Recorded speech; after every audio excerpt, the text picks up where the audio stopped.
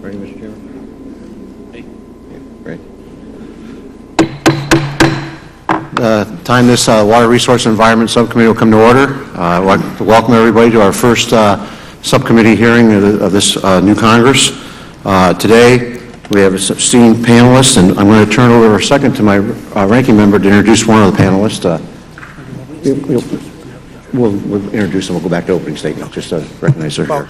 Thank you very much, Mr. Chairman, and I appreciate the opportunity to introduce a member of the panel who is a longtime colleague. We had the pleasure of working together at Southampton College, and now Professor Chris Gobler is at the Stony Brook University campus at Southampton, where he is part of the University School of Marine and Atmospheric Sciences. He is a recognized national and international expert in the field of marine and freshwater ecology, and over the last 20 years he's published over 90 peer-reviewed articles in multiple professional journals.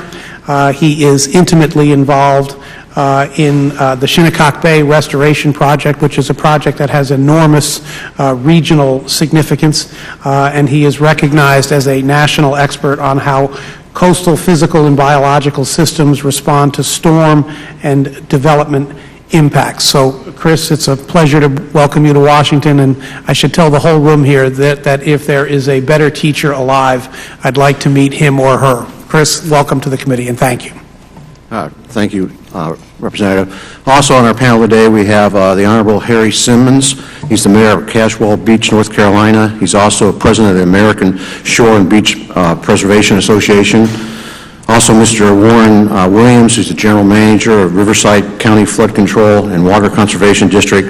He's also president of the National Association of Flood and Stormwater Management Agencies. We also have Mr. Stephaich. He's chairman of the Campbell Transportation Company, secretary of the Waterways Council.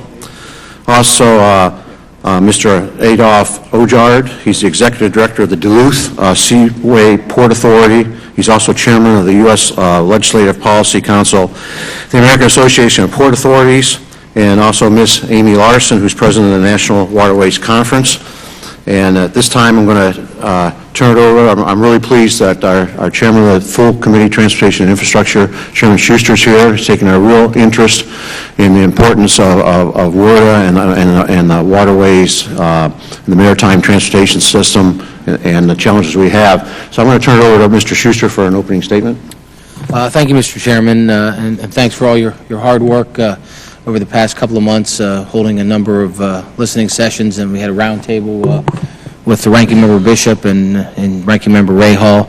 I think it's extremely important that we're listening to the stakeholders out there, and in our last bipartisan roundtable, there was equal surprise and concern by both sides of the aisle as to the excessive cost and time delays that plague many of the core projects. In fact, at one point, I couldn't tell the difference of who was a Republican and who was a Democrat in the room, because we were all, as I said, frustrated by what we've heard, what we're hearing, and so it's important that we move a WRDA bill forward.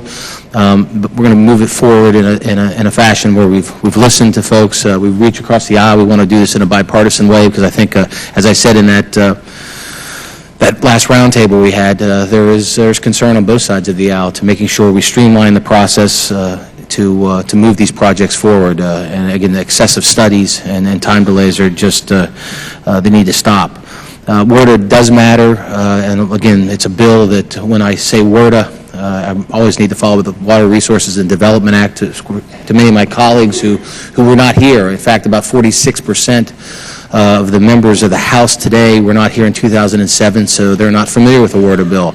And if you don't come from a port or harbor town or a river town, you really, or have a place that's significant problems with flooding, you don't understand necessarily the importance of a WRDA bill. So as we move forward with this bill in a bipartisan way is our goal, trying to solve these problems. I know that the Senate has moved out of their committee, and it appears that it may be on the Senate floor here in the coming weeks. we need to pay attention to what's happening in the Senate. I think the Senate bill has some very good features to it. There's some things that aren't included, but we're going to, as we start to craft our bill, we want to make sure that we're making the right decisions and making sure the investments are made. One of the numbers that I've come across in these listening sessions, I was talking to the soybean growers, and the United States is one of the leading producers of soybeans in the world, and one of our number one competitors is Brazil. And we have a competitive advantage over the Brazilians because it takes us, the United States, because of our inland waterway system, our transportation system, $85 to move a ton of soybean from Davenport, Iowa to Shanghai, China. It takes the Brazilians to move that same ton, same distance, $141. And we see today the Brazilians are investing $26 billion in their water infrastructure, as well as the Chinese are down there investing. So we need to pay close attention to that, because as each year goes on, their number is going to come down and ours is going to go up if we don't streamline this process, have the reforms necessary to get these projects done quicker, because time is money. And then also be looking at how do we make sure that we're funding these projects at a level they need to be funded at. And again, I go back to the founding of this country. Transportation, commerce has always been at the core of the federal government. What our role is in the Constitution, going back to why the Federalist Papers failed, it was a transportation system, a water transportation system, an inland water transportation system. When the Virginians and the folks from Maryland couldn't come together on a treaty to navigate the Potomac River. They came away with the failed negotiations, realizing we had to strengthen our Constitution and make sure that it was clear that the federal government had a role, and it does have a role. As we see the Panama Canal as it's moving forward, we only have 7 ports in this country that can take those ships today. We're not going to have every port dredged to the depth to be able to take those ships, but we probably need to have more ports in this country, assuredly more ports in this country to move forward. I think a lot of us have heard the situation down in Miami, where the Port of Miami has the money, they're ready to move forward. The federal government won't step up and say they're going to reimburse and say they're going to take over their the maintenance and operation costs going forward. So, these are problems we have out there. We need to look closely at. And again, it's one of my top priorities. It's one of the committee's top priorities to make sure we passed a WORDA bill that improves the operation of the Corps. And as I said, and I've been saying, is making sure we're making those investments in a timely manner. So again, thanks, Chairman, for holding this hearing. I thank the ranking member, Mr. Bishop, for his work on this issue too, and I yield back. Mr. Bishop, do you have any opening statement? Thank you, Mr. Chairman. I thank you for holding today's hearing, and I welcome you back to your role as Chairman of the Subcommittee on Water Resources and the Environment, and I look forward to working with you throughout the year on issues of importance to the nation. Chief among these is the issue of jobs and how we can harness the power of this committee to help create hard-working jobs for American families. Like I can imagine you were, Mr. Chairman, I was disappointed in the job creation numbers that came out earlier this month. While the national unemployment rate ticked down to 7.6%, there are still about 11.7 million unemployed Americans. When you examine these numbers more deeply, you can see that some areas of the economy are taking longer to recover than others. For example, the March unemployment rate in construction was 14.7%, the highest unemployment rate in any sector examined in the national labor market. To be blunt, there are currently 1.2 million unemployed construction workers in the nation that need our help. Mr. Chairman, I am frequently asked whether the federal government can do anything to help reduce the rate of unemployment in this nation. In my view, and I think it's one that's backed up by lessons learned from the Recovery Act of 2009, federal investments in our nation's infrastructure systems, our highways, bridges, airports, sewers, and other water-related infrastructure do in fact create jobs. That is why the work of this committee is so important, because it primes the pump for additional investments in our nation's infrastructure that will benefit the country in so many ways. First, they create well-paying jobs for American families that cannot be outsourced overseas. Second, these investments benefit our overall national economy, leading to better transit corridors, reduced congestion, competitive markets, better air and water quality, and increased international competitiveness and productivity. Third, these investments improve regional and local quality of life issues, making our communities more livable, more accessible, and fostering regional and local economies. Finally, these investments provide a resounding return on what is a relatively modest federal investment, not only in terms of increased tax revenues, but lower federal expenditures for unemployment insurance and other federal support programs. As others have noted, it's been over 6 years since the Congress last approved a Water Resources Development Act. And in those intervening years, our nation's needs have matured, and our awareness of the fragile nature of our infrastructure has increased. And yet, our national, regional, and local fiscal situations have grown more complicated. As of today's hearing, the committee has received 23 completed reports of the Chief of Engineers for projects all across the country for navigation, flood control, and environmental restoration. The combined total cost of these chief reports is approximately $15.5 billion and addresses issues ranging from providing enhanced flood protection for cities from Sacramento, California to Fargo, North Dakota to Topeka, Kansas, to providing expanded navigational capabilities to the Sabine-Neches Waterway along the Texas-Louisiana border, as well as Jacksonville Harbor, Florida, to authorizing the next stage of restoration for the Florida Everglades or the coastal areas of Mississippi and Louisiana that were so heavily impacted by Hurricanes Katrina and Rita. In other words, the scope of the work that is awaiting action from this committee is comprehensive, is national, and when carried out will provide significant benefits to the lives and livelihoods of communities all across the nation. During the debate on a new WRDA, I expect to have some lively discussions on how to proceed. For example, we need to have a serious discussion on how to address the pending construction work that this committee authorized the Corps to study and this Congress funded at taxpayer expense under the existing earmark moratorium. We also need to have a serious discussion on how we can address our local needs when faced with an ever-constrained federal budget process, and one that will become even more constrained should the House continue to follow the 10-year cut to the core budget called for in the majority's budget proposal. We need to have a serious discussion about why projects studied by the Corps take years to complete, and whether the actions developed by the Corps in response to this committee's direction in WRDA 07 are making significant improvements to this process. And finally, we need to have a serious discussion on the future of the Corps and how we expect the agency to address many of the water-related challenges facing our nation today. This is no easy task, but it is one that is going to require significant efforts from both sides of the aisle to address fundamental challenges within a complicated system. Mr. Chairman, again, I'm glad we're starting this process today, and I look forward to working with you on a bipartisan basis to meet the needs of our communities and our nations. I yield back. Thank you. Thank you, Mr. Bishop. Today, hearings on the foundations for a new Water Resources Development Act. We're holding our first of multiple hearings with regard to the United States Army Corps of Engineers and the next Water Resources Development Act. And we are holding our first hearing in this Congress as a subcommittee, and I'd like to welcome our new members to the committee. You're going to find it very interesting and important, the work we do here. It is time for this Congress to re-engage in the development of the nation's water resources and play a bigger role in prioritizing projects and activities carried out by the Army Corps of Engineers.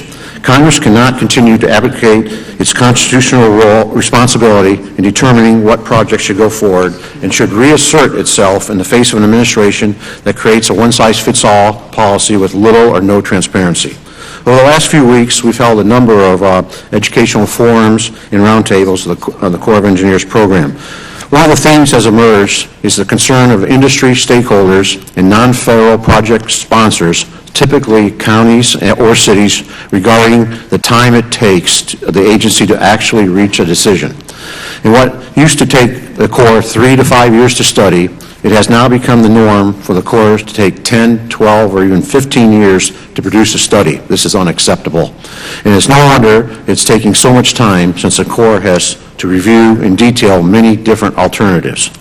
In one case, a chief's report was sent to Congress last year. The study of the project was authorized in 1999. The original purpose of the project was for navigation improvements. But when the chief's report was delivered to Congress last year, the total project cost was $650 million. But only $250 million was for the actual construction of the navigation improvements. The rest of the project cost, almost $400 million, are attributed to environmental enhancements, not just environmental mitigation. In another case, the Corps of Engineers delivered to Congress a chief's report for which there is no federal cost-share partner. The study took 7 years to develop, but since then there is no federal sponsor. Why should the Congress authorize this project? The funding spent on that study could have been spent more wisely in projects where there are non-federal sponsors, and local support. Lastly, a chief's report came to Congress authorizing a project to prevent storm damages. But also included in that chief's report would be the authority, should Congress choose to give it, for the Corps of Engineers to carry out an additional $140 million worth of studies in the project area. Ultimately, the federal taxpayer is on a hook for these studies and for the length of time it takes to carry them out. The Corps reviews far too many alternatives and then sends to Congress a project request that far exceeds in scope and cost which was initially intended. As one of our witnesses will explain to the subcommittee today, just because a study is costly, complex, and long does not necessarily mean it's a better project. In fact, a large, costly project with so many add-ons that never gets funded is a benefit to no one. It is critical to accelerate these studies, but it's also extremely important that we better prioritize the Corps of Engineers program to focus the agency on those projects and activities that protect life, promote safety, and have an economic return on investment, and have local support. As we move forward with the policy-heavy Water Resources Development Act, we will be focusing on accelerating the study and project delivery process, as well as better prioritizing these worthwhile investments that the American public has relied on for decades. And Congressman Bishop's right. It is about jobs. It's about job creation. It's about being competitive in the global marketplace and moving our country and our economy forward in global competitiveness. So I want to thank the witnesses for coming, and we're interested in hearing your testimony, and no longer ado, we'll get right there. Any other members to have opening statements, you may submit them for the record. We do have a unanimous consent request.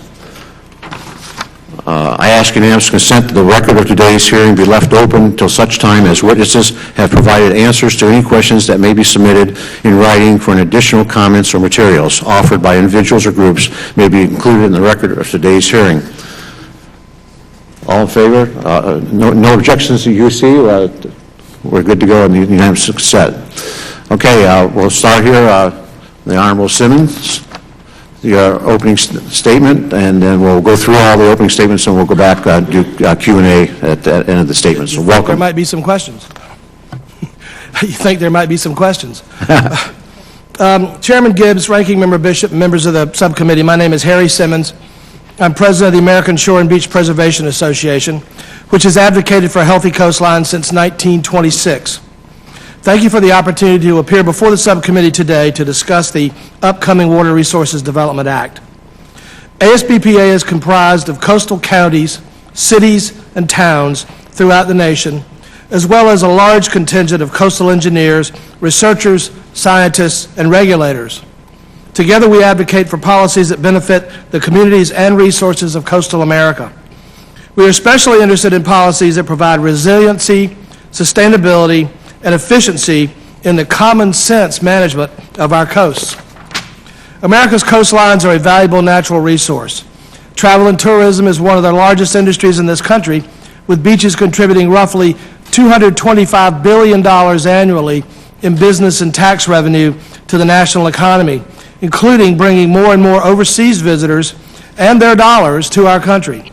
In addition, the travel and tourism industry is the largest employer in the United States, and its jobs are, fortunately, difficult to move offshore. During a time where the availability of jobs is a major national concern, we should be doing everything we can to protect and maintain this country's coastlines. America's coasts are also vulnerable to severe storms that put people, property, infrastructure, and the environment at risk. Superstorm Sandy is the latest in a series of natural disasters that have highlighted this vulnerability. But what Sandy also demonstrated is that the rather modest investment that the federal government and its non-federal partners have made in building strong dune systems and healthy beaches was repaid many times over. In the areas hit by Sandy, communities protected by high dunes and wide beaches survived, while those without these coastal protections paid a high price. In the years ahead, there will be more storms that will threaten lives, safety, and property along the coast. A strong dune system sitting behind wide, healthy beaches is one of the best tools to reduce risk and promote sustainability. It has been nearly 6 years since Congress passed the water bill, and the programs and policy that impact America's coasts are in critical need of updating. The federal government's fiscal situation requires smarter spending decisions based on a system that plans, manages, and funds important water resource projects with greater efficiency. Nowhere is this need more apparent than along our nation's shorelines. We can no longer manage America's coastlines one project at a time. For nearly a decade, ASBPA has supported the regionalization of federal water resources activities.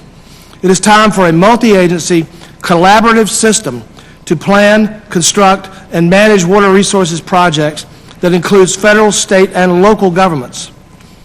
We hope that the water bill this committee develops will include an authorization to test this approach in one or more regions of the coast. The current project-by-project approach is wasting taxpayers' money and reducing the effectiveness of federal investments. It is also wasting precious supplies of sand in many cases by dredging navigation projects and dumping that sand offshore rather than using it to nourish beaches and provide natural habitat. WRDA 2007 authorized a new regional sediment management program, long championed by ASBPA.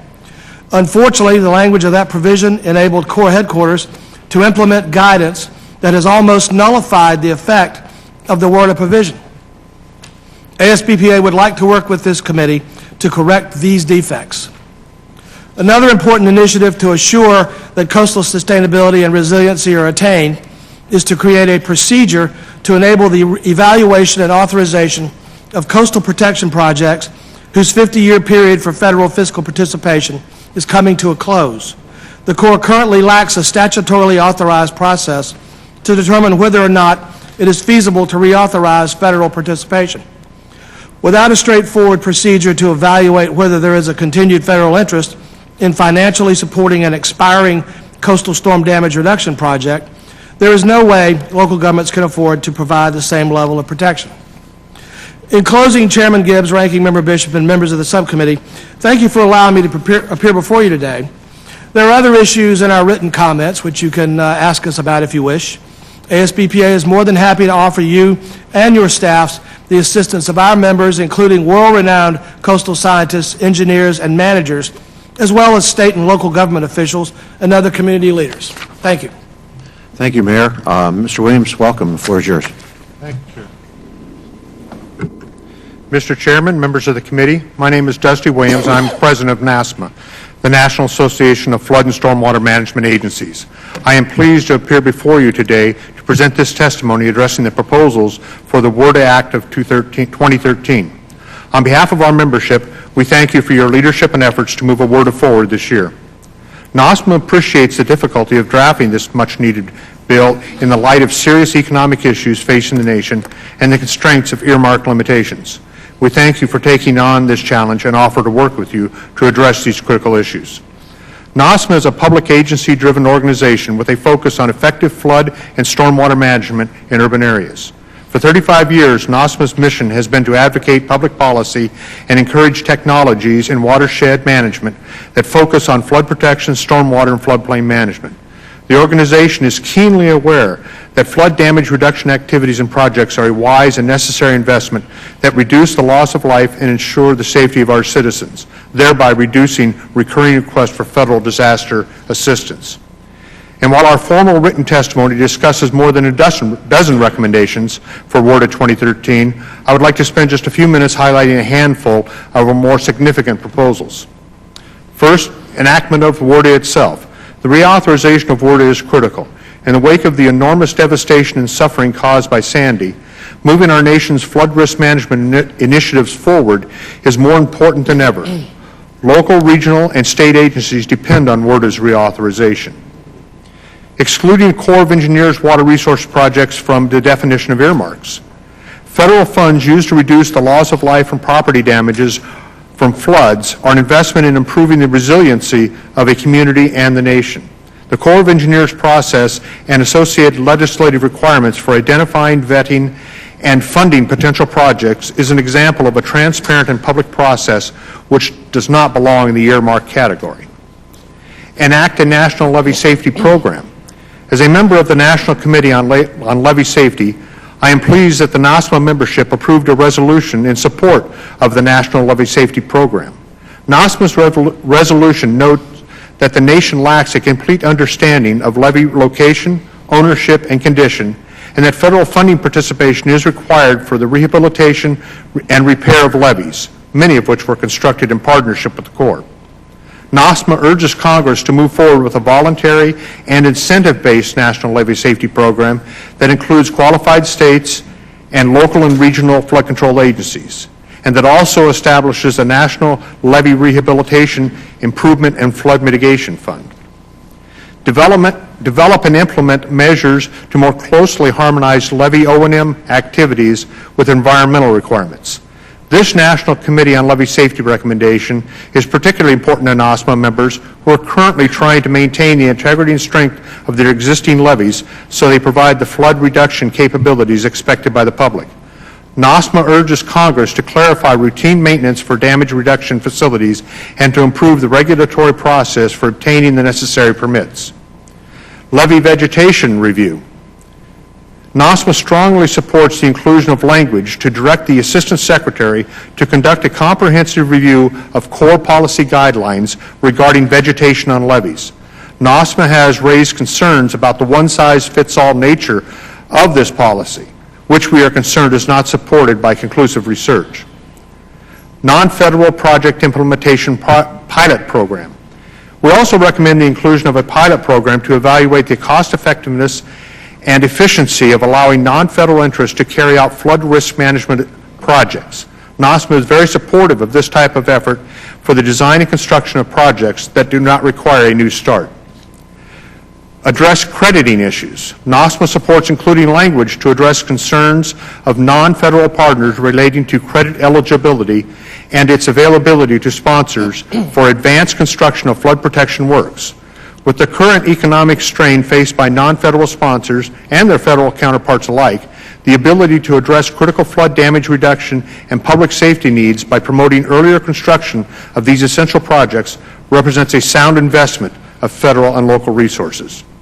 In closing, NASMA very much appreciates this opportunity to testify, and our members look forward to working with the committee on award at 2013. I'd be happy to answer any questions you may have, sir. Thank you, Mr. Williams. Mr. Stephaich, welcome. Your floor is yours.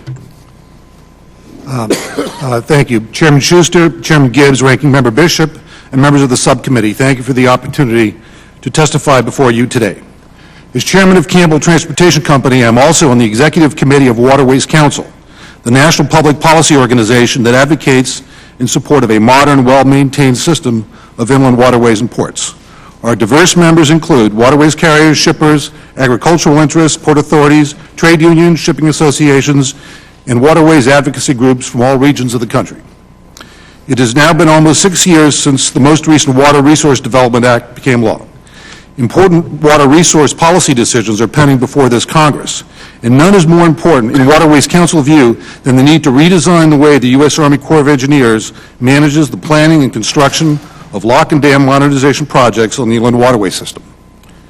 More than half of the system that is operated by the Army Corps of Engineers is now more than 50 years old. These locks and dams require constant attention and financial support, both in terms of operations and maintenance funding to keep them reliably available to users throughout the year, as well as modernization funding to improve the system's efficiency and add to the nation's economic well-being. The starting point for consideration of the financing and management challenges facing the inland waterway system must be recognition that the current business model for modernizing the nation's locks and dams is seriously broken and must be reformed.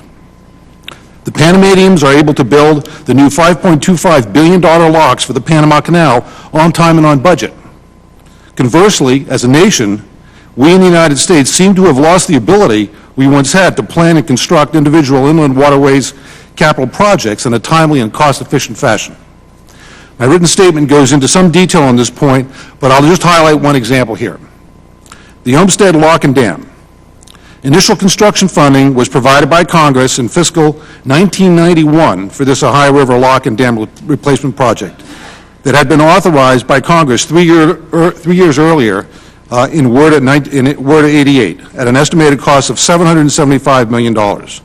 Today, 22 years after that first appropriation for construction, and with $1.5 billion already spent, the project is nowhere near completion, and its estimated cost has almost quadrupled to at least $3.1 billion. Even if the project continues to receive every year full and efficient funding, the Corps has estimated that Olmsted's construction won't be completed until late 2024, more than 33 years after the project's first construction appropriation. Mr. Chairman, I can't say it better than last year's testimony of my Inland Waterways colleague, Mark Kanoy. Where is the outrage? Where is the recognition that this great nation cannot continue to sit idly by while the Olmsted travesty essentially stops progress on the rest of the National Inland Waterways Modernization Program for more than another decade? And Olmsted's not the only example. There is a solution to this challenge, Mr. Chairman, that WCI and more than 200 organizations nationwide believe will set the country on a course of prudent modernization of our locks and dams. That solution, known as the Capital Development Plan, for short, was developed by a team comprised of experts from within the Corps and senior leaders of the inland waterways industry who spent nearly a year and a half assessing this challenge. During this Congress, the Capital Development Plan has been converted into legislation and introduced by Congressman Ed Whitfield and Dan Lipinski. H.R. 1149, known as the Wave 4 Act of 2013, now has 14 bipartisan co-sponsors in the House of Representatives, 4 more than indicated in the written statement as a result of additions last week. We thank the Wave 4 co-sponsors for their leadership and urge the members of this committee and the entire U.S. House of Representatives to support moving the Capital Development Plan forward in the word of legislation that you are developing. Mr. Chairman, suppose we continue to pretend that our locks and dams don't need to be cared for, that it doesn't matter how long it takes to build a new lock and dam project or how much it costs, or that our national economy doesn't really need the increased efficiencies that modernized projects will generate. Does any of that matter? 2 recent studies remind us once again that it matters a great deal. 6 months ago, the American Society of Civil Engineers released a new report on our national ports and waterways infrastructure. The ASCE Failure to Act report identifies a severe investment gap totaling $16 billion between now and 2020. Another report on the cost of inland waterways project delays was prepared for the National Waterways Foundation by HDR Decision Economics. The HDR report concluded that continuation of the current inadequate $170 million per year investment for inland waterways modernization projects nationwide would result in a societal cost of $34 billion, much of which has already been lost. We cannot continue to pretend that neglecting this problem is an acceptable approach. We need the Capital Development Plan now. Mr. Chairman, my written statement poses 3 questions that we should all consider as you develop this year's WRDA. In the meantime, I'm pleased to respond to any questions that you or the subcommittee may have. Thank you. Thank you. Mr. Ojard, welcome. The floor is yours. Chairman Schuster, Chairman Gibbs, and Ranking Member Representative Bishop, and members of the committee. I want to thank you for the opportunity to provide testimony to the Water Resource Environment Subcommittee on the foundations of the new Water Resource Development Act. I am Adolph Ojard, Executive Director of the Duluth Seaway Port Authority. I appear here today as the U.S. Delegation Chair of the American Association of Port Authorities, which represents public port authorities throughout the Western Hemisphere. My testimony today is on behalf of AAPA's U.S. public members. We appreciate the committee's leadership in pursuing WRDA, as this is legislation critical to the health of the port industry. AAPA believes that WRDA should address 3 key areas that would result in real benefits for the nation. First is fixing the harbor maintenance tax to ensure that these revenues are fully used each year. Second, the need to make the Corps of Engineers study and construction process more efficient so we can meet the demands of channel modernization in the future. And third, to get projects authorized, constructed, to maintain the nation's competitive advantage in transportation cost savings, resulting in jobs and economic vitality here at home. WRDA established the harbor maintenance tax in 1986 to fund federal deep draft channel navigation, operation, and maintenance.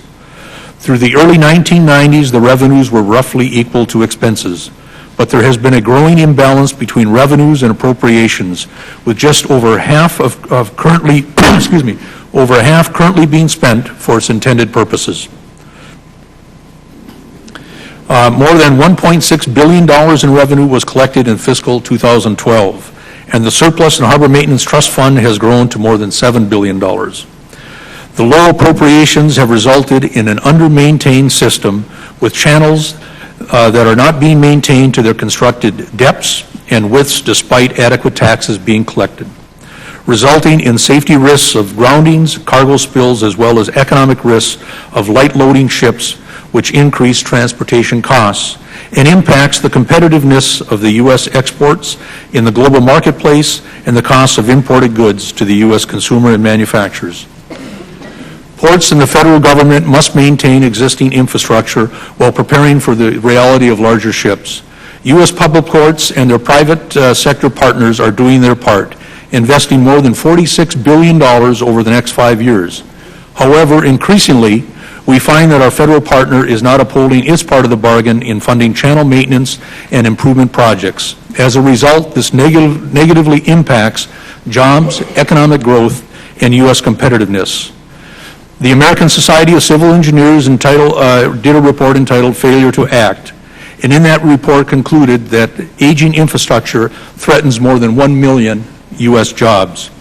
AEPA has been actively preparing for the next WRDA bill to address the investment and process changes needed to keep the U.S. maritime infrastructure world-class.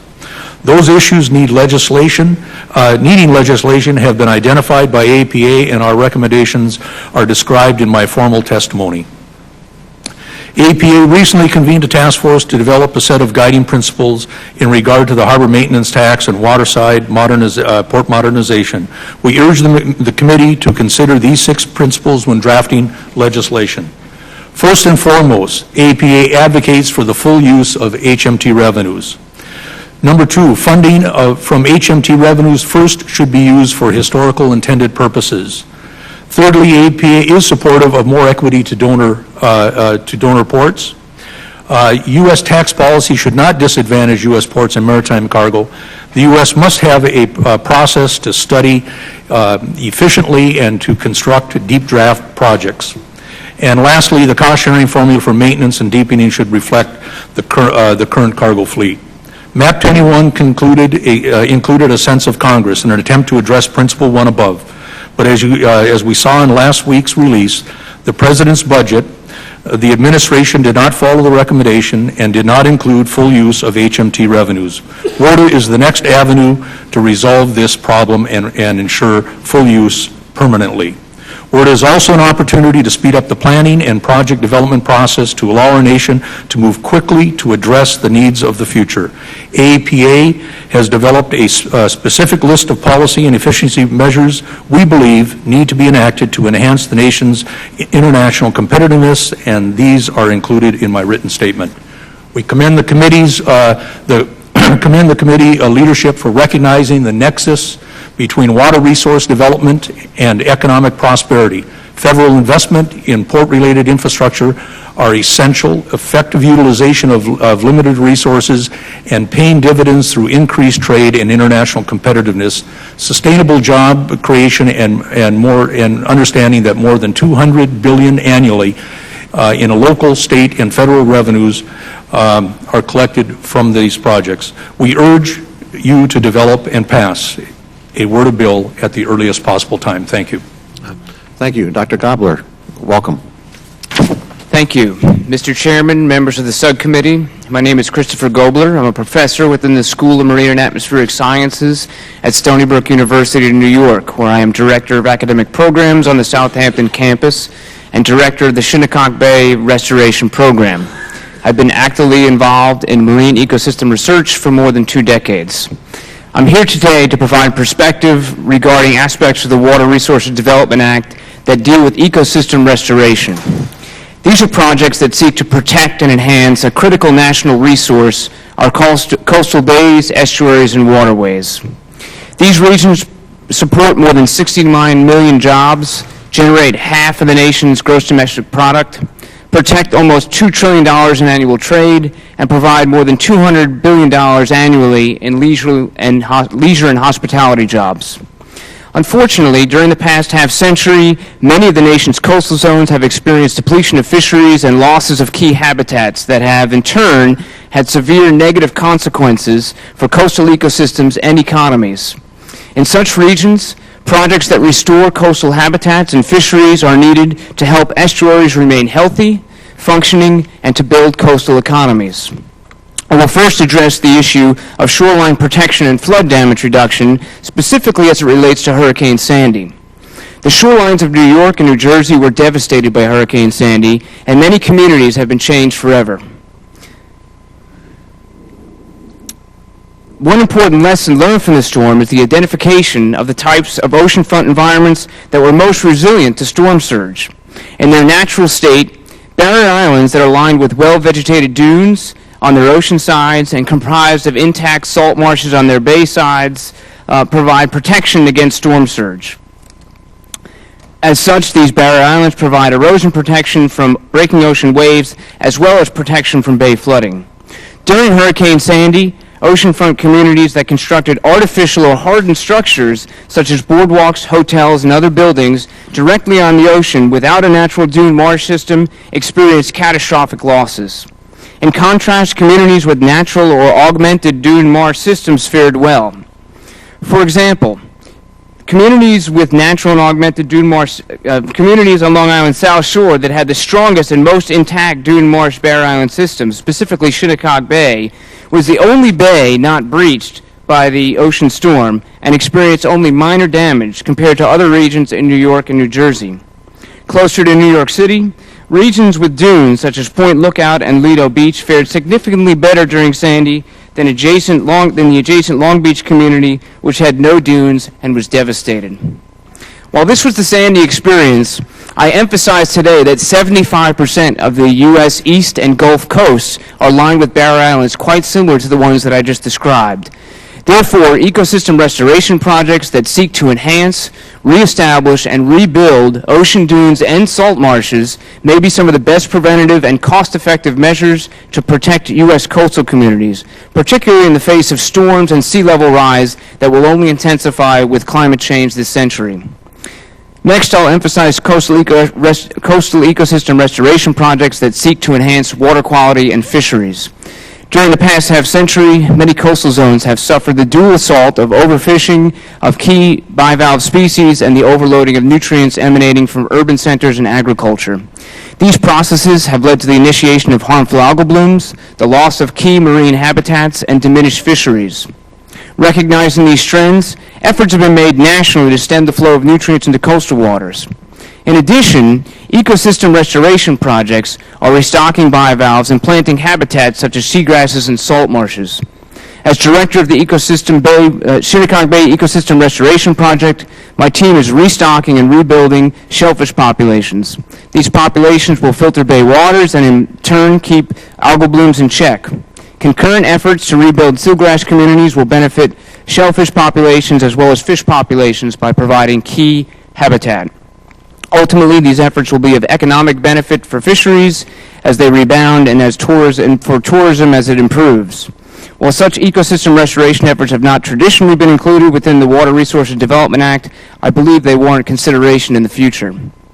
In light of all this information, passage of a new Water Resources Development Act with specific authorization to restore critical coastline dunes and wetland systems would be of great benefit to the nation. While the Hurricane Sandy supplemental bill will help address some ecosystem restoration projects in New York and New Jersey, the restoration needs across the nation are great. There are presently over a dozen environmental restoration projects that have completed chief engineer reports and are ready to be authorized, funded, and constructed. Executing these projects will provide protection of our coastal communities and environments while providing jobs and multifunction opportunities for better management of our water resources. I thank you for your attention, and I look forward to your questions. Thank you, Doctor. Ms. Larson, the floor is yours. Welcome. Thank you. Chairman Schuster, Chairman Gibbs, can you hear me first of all? I'm a little bit away from the table. Okay. And Ranking Member Bishop. Thank you for the opportunity to be here today to discuss the foundations for a new Water Resources Development Act. My name is Amy Larson, and I'm the president of the National Waterways Conference. The conference would like to thank this committee for its long tradition of cooperation and collaboration in addressing the nation's critical water resources needs. As the Congress considers comprehensive water resources legislation, the nation is at a crossroads on the issues of how to both authorize and fund critical water resources projects. Much attention has been given in the past few years to the use of congressionally directed spending, or earmarks, for all federal spending decisions. Efforts in Congress to eliminate wasteful spending are laudable, and especially important given today's fiscal challenges and necessary to maintain the public trust.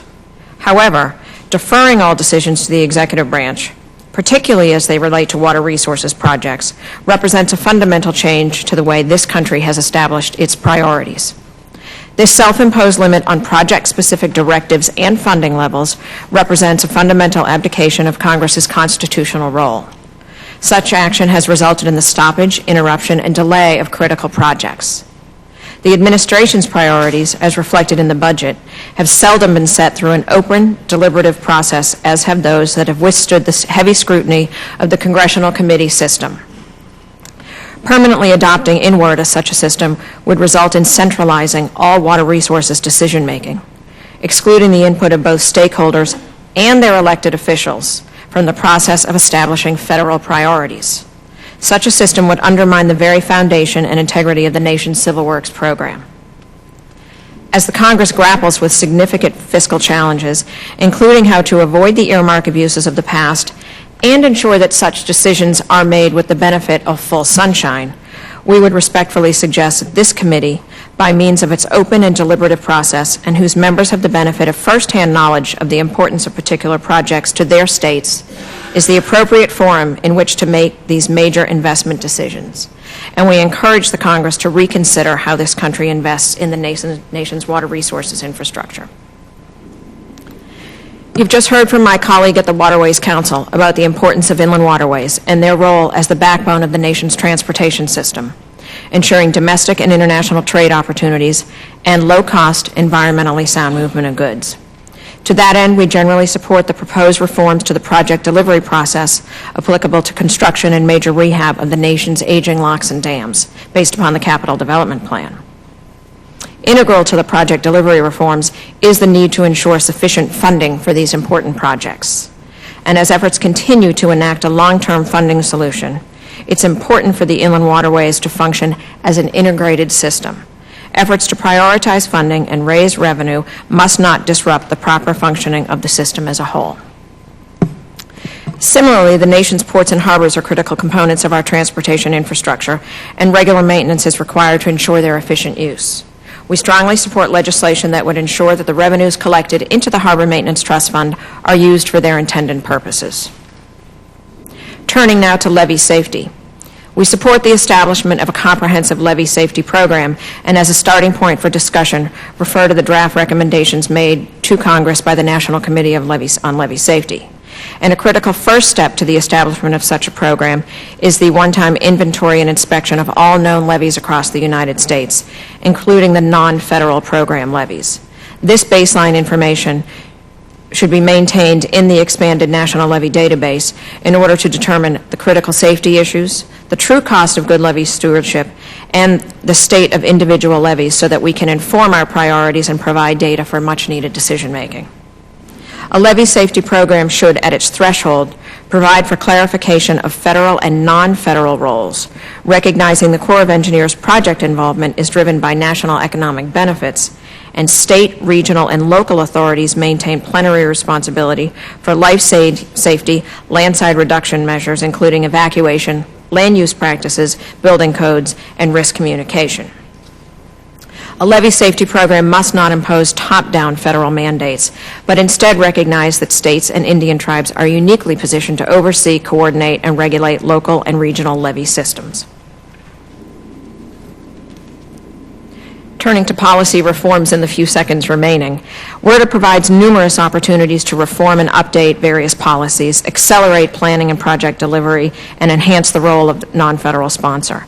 This includes attention on waterways and levee issues, but also an opportunity to enhance hydropower productivity and address critical reservoir management challenges.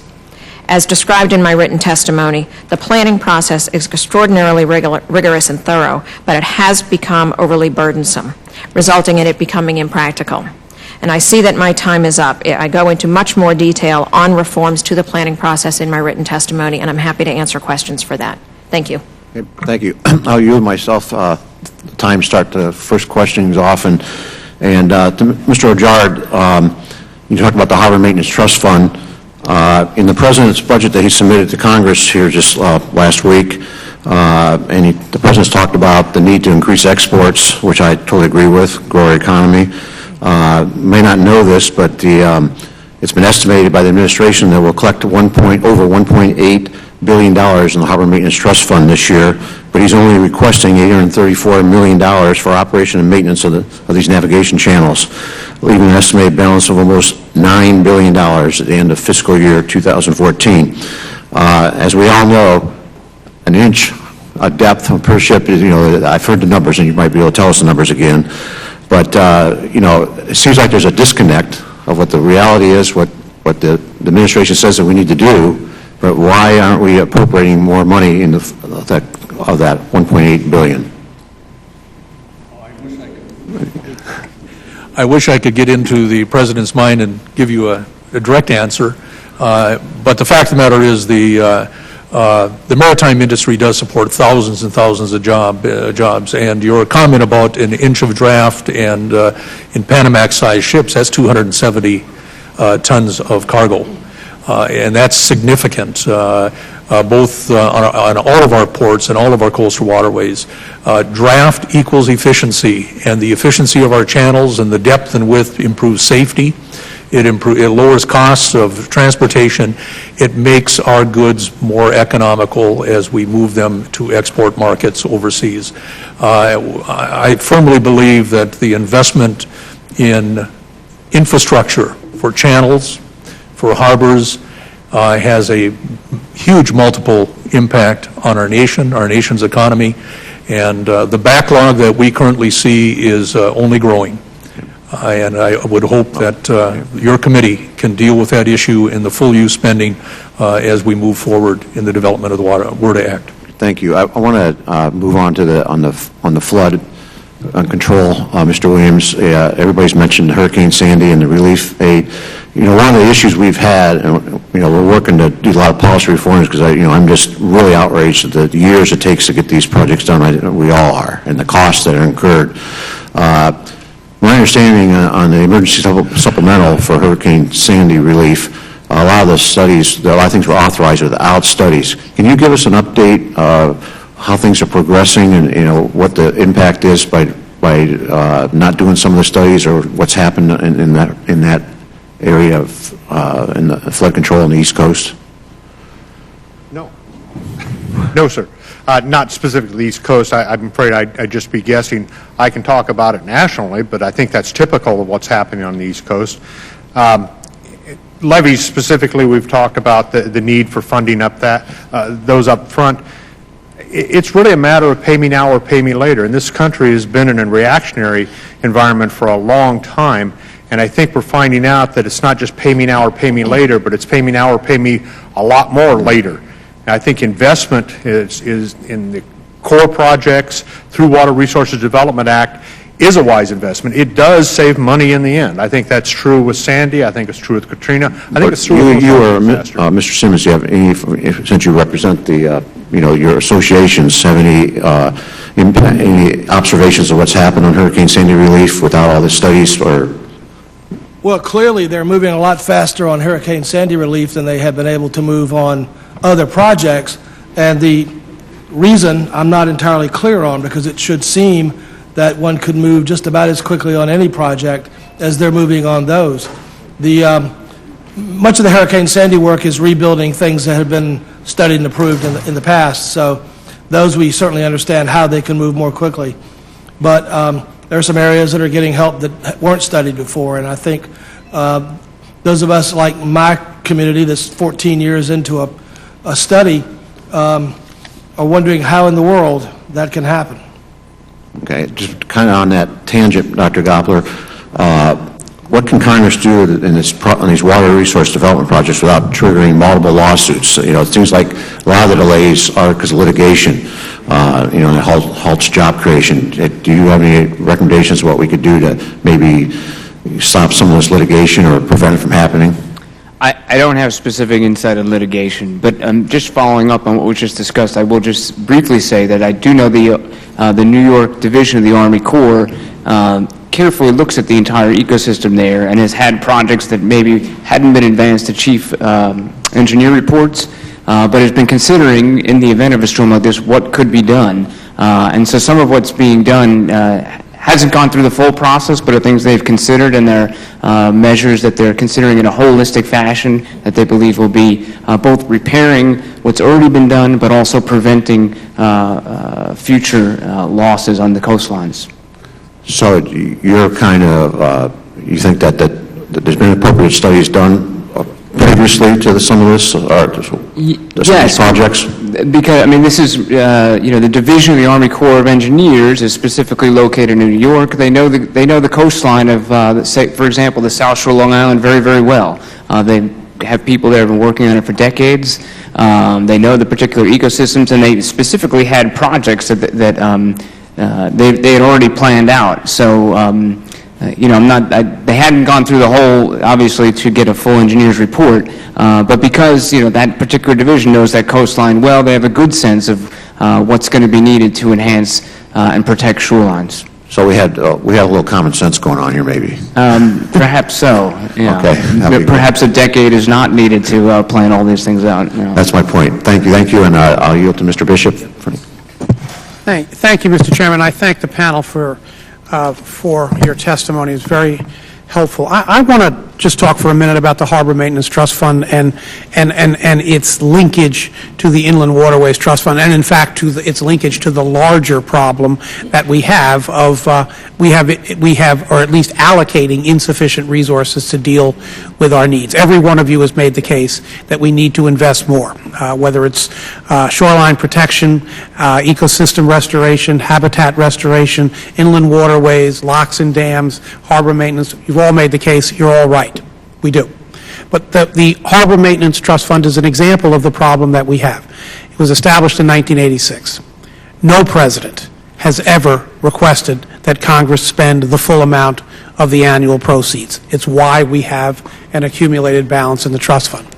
If this president, and by the way, I'm disappointed in the president's request with respect to the Harbor Maintenance Trust Fund, but if this president were to ask us to spend fully the $1.8 billion that's going to come in this year as opposed to the $800 million that he's requesting, that's $1 billion of additional expenditure that would either require that we spend $1 billion less either elsewhere in the Army Corps of Engineers budget or somewhere else within our $3.7 trillion worth of expenditures, or we would have to increase what we call, pardon the jargon, the 302B allocation for the Army Corps. Now, the Army Corps' budget has just taken a 5% cut as a result of sequestration.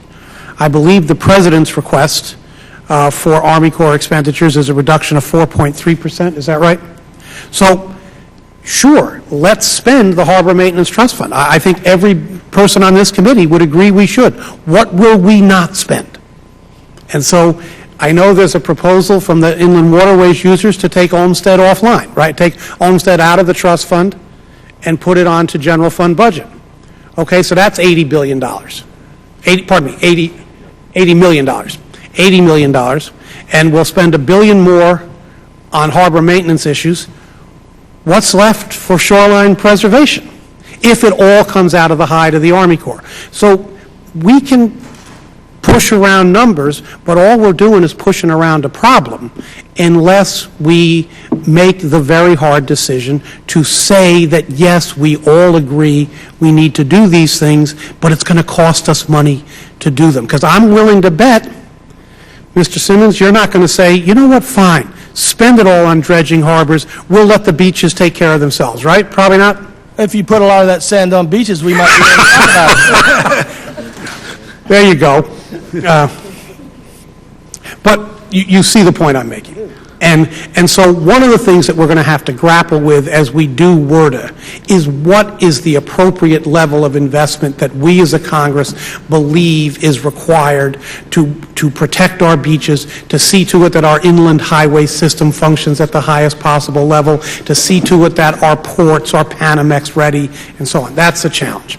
So with that, and I apologize for being so wordy. But Mr. Simmons, you made the point in your testimony that shoreline protection is about resiliency and it's about sustainability. And Professor Gobler, you made a similar point. Can you expand on how shoreline protection has the dual purpose of both stabilization of the shoreline, but also deals with the issues of sustainability? Sure. Well, I can specifically speaking to Long Island. I mean, there were if you have a properly built dune system, you're protecting that has, as I mentioned in my introduction, both a dune in the front, but actually importantly, not always included, a salt marsh in the back. That's its natural state. The dune protects from the breaking ocean waves. The salt marsh in the back protects from flooding. And all across the south shore of Long Island, there were dozens and dozens of communities that now are looking at abandoning their homes because of flooding. And in some cases, if there were both the oceanfront protection but also those salt marshes in the back, there's a chance that those communities wouldn't be considering abandoning their homes. And going forward, this is going to be more and more important. We know that sea level is rising. It's been rising. It's going to continue to rise. We know the rate at which that's happening. So it's more important than ever as we move forward that we have, like I said, both the dunes and the marshes, because that's what's going to make these sorts of regions sustainable going forward. Thank you. I'm almost out of time, so I'll wait for the second round. Thank you, Mr. Chairman. Chairman Schuster? Thank you, Mr. Chairman. Thank all of you for being here today. Appreciate it. And Ms. Larson, my first question is to you. I've been asking you a lot of questions lately, and you give me more answers, so I appreciate you being here today. In your testimony, you warned Congress not to put the 333 study program into law, while some limitations should be placed on studies, in particular in duration and cost. Can you give the committee your reasons why we should, or why there are studies that will exceed $3 million in 3 years? Thank you for the question, Chairman Schuster. The Corps' planning process is very thorough and very extensive, and the 6 steps are laid out in my testimony. And it has grown to be overly burdensome, and so now it's really impracticable. And to the Corps' credit, it has implemented its 333 plan. But a lot of the requirements in the planning process are legislative mandates. So simply imposing a time frame without addressing all of those legislative mandates won't result in a successful 3-year program. So I think if a 333 mandate will be part of WRDA, it needs to be coupled with really a fundamental review and overhaul of the entire planning process. That includes a lot of the streamlining provisions that are in the Senate bill 2032 and 2033, as well as some other requirements enhancements. But simply requiring the Corps to look at the same number of alternatives, adhere to the same other requirements and processes, and saying, but now do it in 3 years with no more money, will not result in a successful program. So it needs to be part of the entire overhaul of the system. Well, and as part of that overhaul, getting the Congress back to regular order and the challenges we face with the moratorium we've put in place. In the past, in something like this, if this Corps came to the Congress as they should, under our constitutional authority, and ask us to do a survey resolution, that would be a way to overcome that. But is that, you agree with that? I do. And I think that's just one component of this process. But I also believe that we need to put some kind of time constraints on these studies, because there's projects. The Upper Mississippi Valley took 15 years at $75 million to do, and there wasn't 1 ounce of concrete poured for that project. So I'm leaning towards the 333 program, but again, Congress needs to make sure it maintains its authority to be able to adjust a project when the Corps comes back and says it's going to take longer or we need a little more money. As we have seen, when projects are fully funded or they have a steady funding stream, they tend to be completed more expeditiously and more efficiently. So, mindful of the fiscal constraints that are facing the nation and particularly applicable to the entire Civil Works program and water resources infrastructure, we need to find a way to prioritize that so that those priority studies are completed. Right. Last year the President implemented his We Can't Wait initiative and touted the Port of Savannah, one of our members, and this year's budget includes no funding for Savannah and no increase of the 902 level, so I'm not entirely sure what we can't wait for. But those are the kinds of priorities that the Congress needs to be back engaged in. Well, thank you, Ms. Larson. Thank you. Mr. Stephaich, thank you for being here today. Appreciate your work on the Mon River Valley, which runs through my district, and thanks for helping educate me on the whole inland waterway system.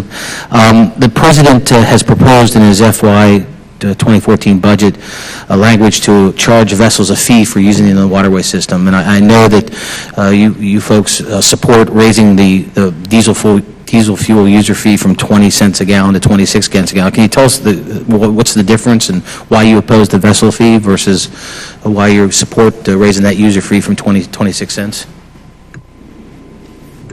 Sure, Mr. Chairman. The President's budget contains the vessel fee, which frankly we're not really very clear on in terms of how that would work.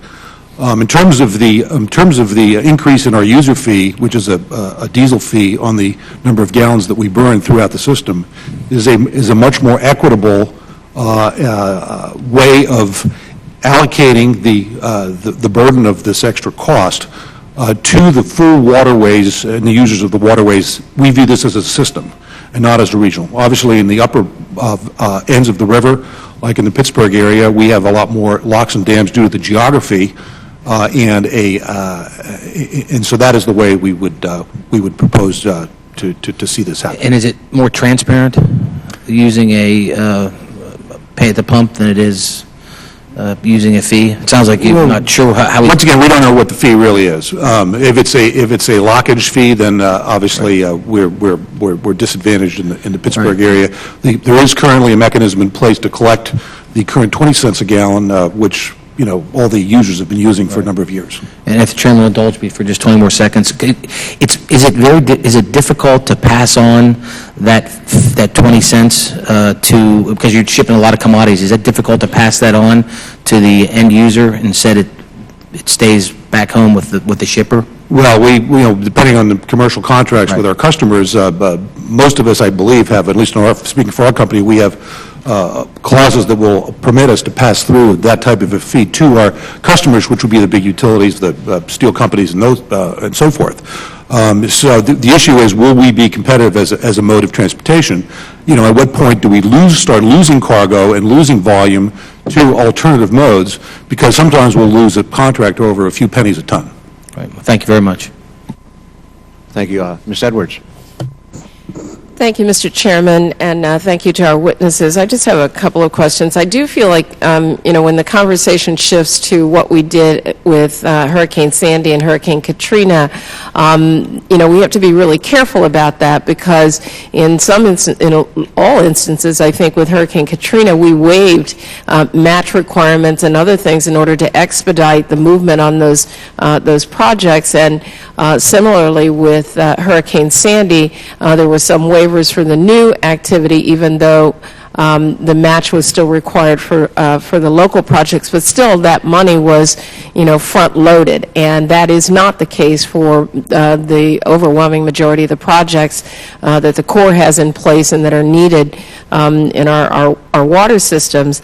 And I think the President is sort of damned if he does and damned if he doesn't. I mean, if he, proposes, as Mr. Bishop has said, the full amount in the Harbor Maintenance Trust, cost, then that money has to come from someplace, and then he'll be beaten up in the Congress for having proposed what might even be considered, extraordinary spending. And so while we all, I think, agree that this work needs to take place, I mean, there are deep divisions about how it needs to be funded. I, on the other hand, think that the more we fund these kind of heavy infrastructure projects, then the more jobs we create, the more money, more taxes people pay, and it just sort of creates an environment for real economic gain and competitiveness. And so I do indeed look at these projects as investments.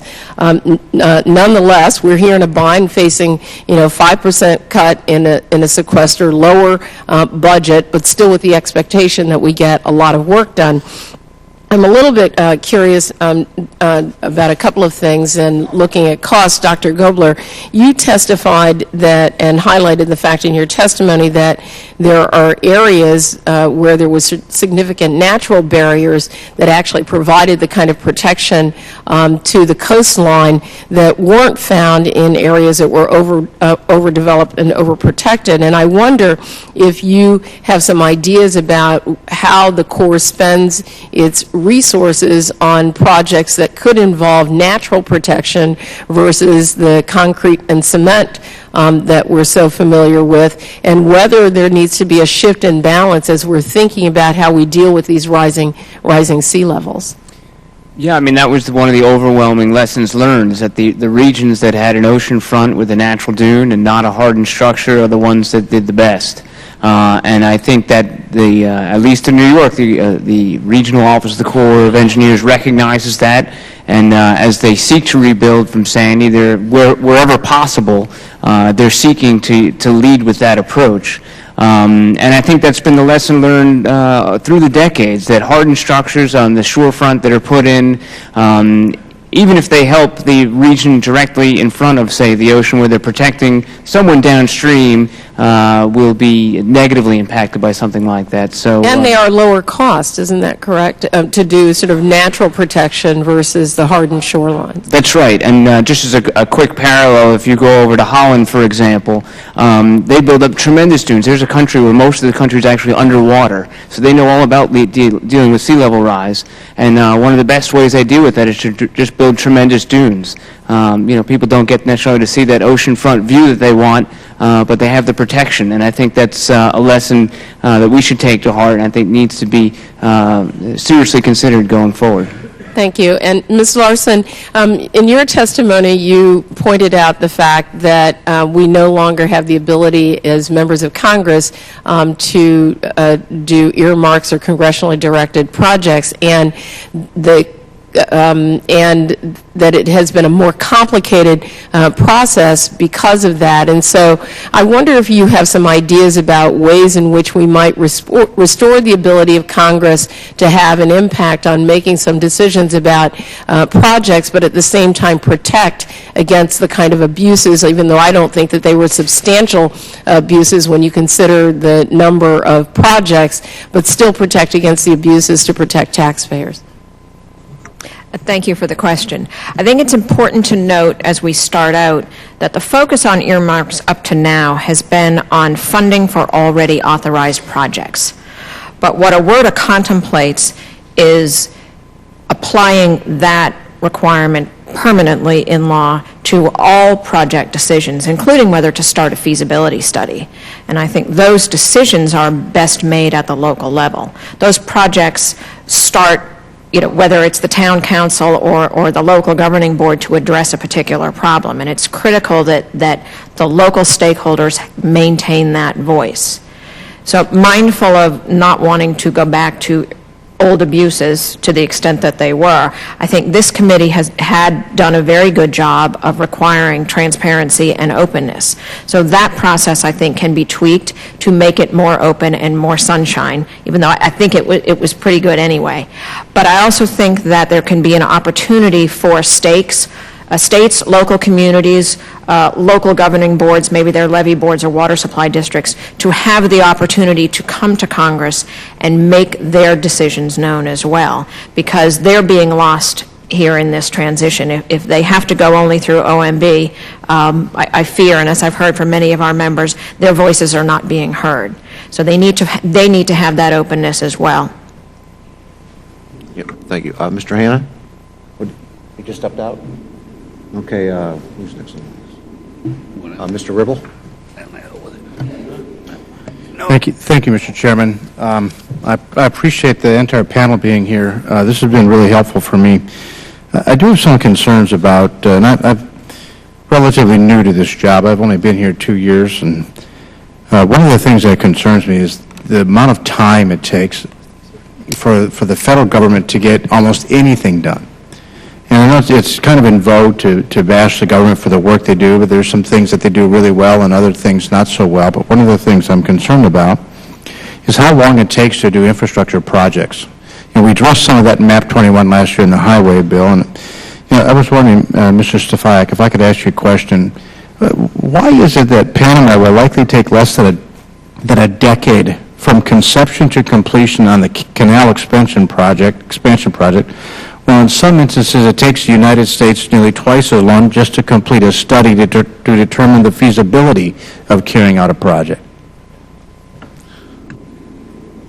That's an excellent question. I'm not familiar with all the details on the Panamanian side, but obviously it's a major project for a relatively small country and has the full focus and support of that nation. On the domestic side, we've seen the delays due to a number of reasons, anything from technology, the types of construction methodologies that have been used in the Olmsted case to insufficient and funding flows that have been turned on and off, to managing contracts where there's multiple contracts in a very small area, to lawsuits. It's a very broad range of reasons. But I wish I had a good answer for you. Well, if you could make one recommendation to speed things up, what would it be? Probably the single biggest element, I think, of our delays is the single-year funding, that we have to go back and get appropriations year to year. So to have if we could have a multiple year, these are 10, 15, 20-year projects to go back. I always use the analogy, it's like building your house. If you were to go ahead and raise the money and have a contract, one for the kitchen, one for the roof, one for the walls, one for the garage, you'd never get your house built. So for the Corps to be able to have efficient funding over multiple years would be probably the single biggest improvement. Thank you very much. Mayor Simmons, I was wondering if maybe I could ask you a question. There's a lot of discussion regarding hurricane impact on coastal towns and villages, whether it was Katrina, Sandy, and the dozens of hurricanes and maybe hundreds of hurricanes that we've had over the course of our history. And my question is kind of directed more toward the issue of moral hazard. There'd be many citizens that might say, is it not an unfair transfer of wealth from poor agrarian communities in the central part of the United States to just basically prop up rich people living on beaches someplace in Caswell Beach, North Carolina? And I'm wondering how you would address the issue of moral hazard and where people live, and whether or not it's the appropriate role of the federal government to do repairs after storms along beachways. You got an hour or two? We can go here. Well, try to do that in a minute 38, but I'm sure the chairman will give you a few seconds extra. First of all, I want to point out that the properties in my little 3-mile-long beach town in North Carolina are owned by folks from 28 different states. So it's not just a bunch of wealthy North Carolinians who live at the beach. Most of the structures there are, especially the oceanfront ones, are rental properties that are used by the folks who come to visit with us from Michigan and Ohio and Pennsylvania and Virginia and also North Carolina. Therefore, those structures provide jobs. They provide an economic impact on not only our county, our state, and our region, but also to the nation in terms of tax revenues that are generated by the rentals that go on in those facilities. And I will tell you this without any hesitation, that the amount of money that is sent towards Washington from a coastal community like mine is a whole lot more than comes to my community from Washington or any other government center. Thank you very much. With that, I yield back. Gentleman yields back. Chair recognizes Ms. Frankel for 5 minutes. Well, thank you. I guess I'm going to defend the beaches. I am from South Florida, the beautiful coastline from Fort Lauderdale past Palm Beach, and I really I want to talk about the ports and the beaches. Let me start with the beaches and just say that in my neck of the woods, the beaches fund our schools and our firemen, our policemen, our the tourism, lots of jobs, and and we have a lot of people who live on the inland and west, not on the coast, but they get jobs from protecting our beaches.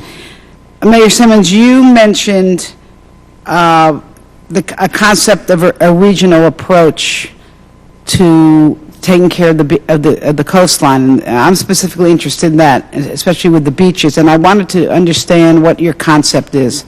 Well, the whole idea of regional sediment management. You take, let's just say, sand out of a navigation project that is of beach quality, and you put it on the beach instead of dumping it offshore somewhere, because it happens to at that moment be the least cost way to do it.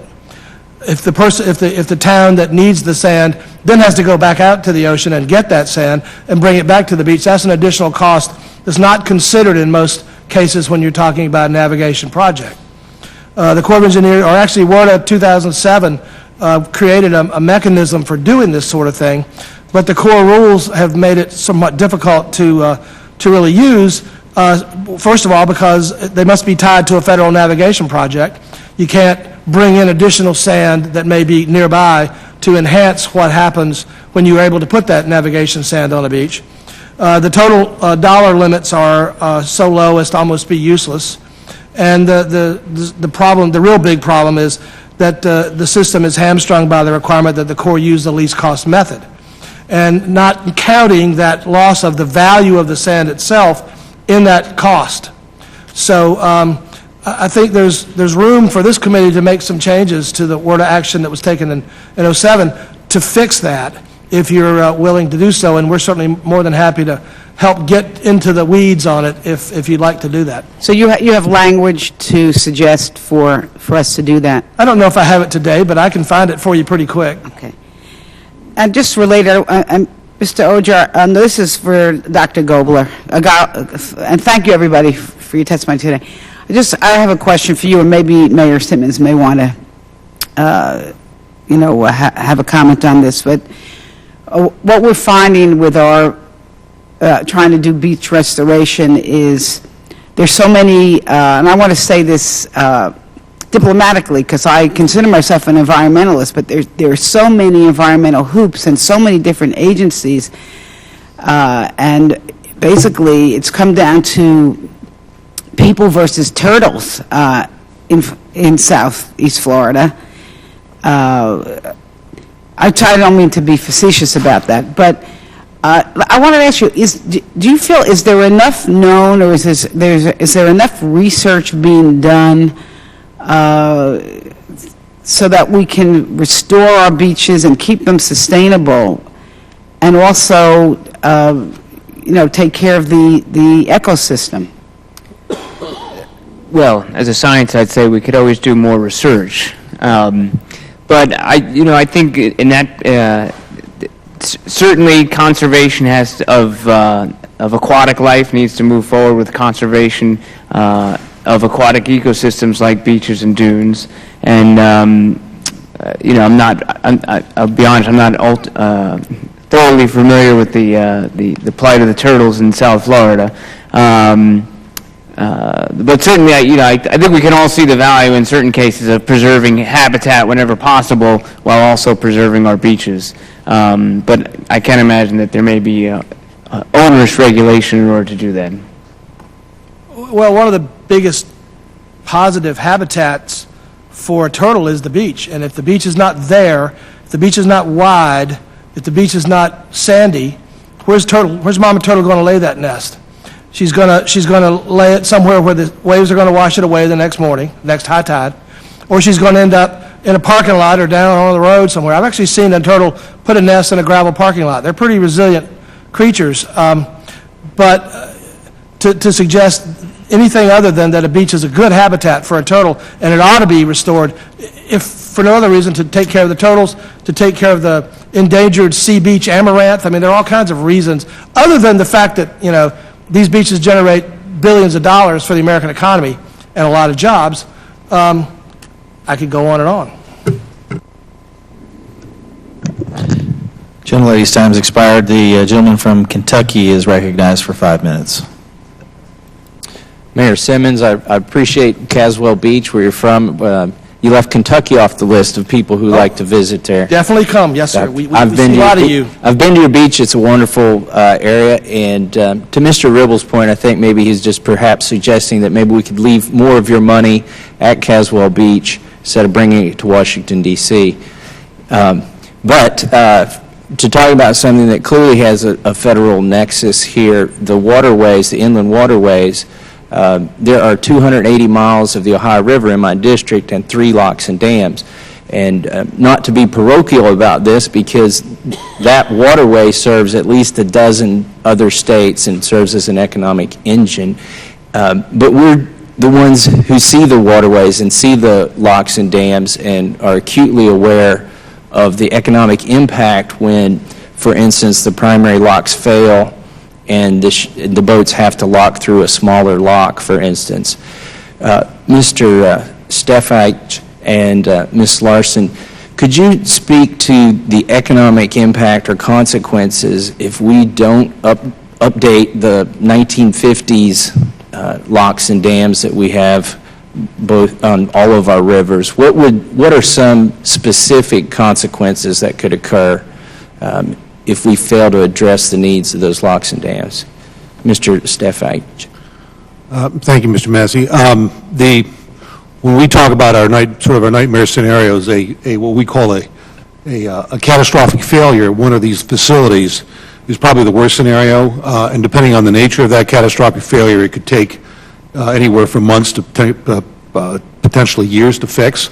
Unlike the roads, we have no alternative, we have no detours available to us, so that what you're really doing is severing the artery and really, bifurcating and cutting the system in two, which would obviously eliminate, companies like ours that are in the barge business would not allow us to operate, but more importantly, all the shippers and everyone that receives cargo up and down the system would be at a loss and would have to find alternative modes of transportation, which would be at a very, very high cost, if available. So what are some of the specific industries, other than obviously the shipping industry, what are some of the specific industries that would be impacted? Well, once again, it depends on where that failure would occur, but everything from 60% of our grain exports go out on the Mississippi River system, petrochemicals, coal, everything from fuel oils, road salt, mulch for your yard, and there's a whole series of scrap, steel, iron ore. There's a lot of commodities that move on the river, and depending, once again, where that failure would occur, it would affect those commodities that would traverse that particular area. Ms. Larson? To compound that, and the harm caused by such a catastrophic failure, there would be a significant ripple effect on this. Inland waterways cargo moves generally 2 to 3 times lower than other modes of transportation. So your transportation costs go up.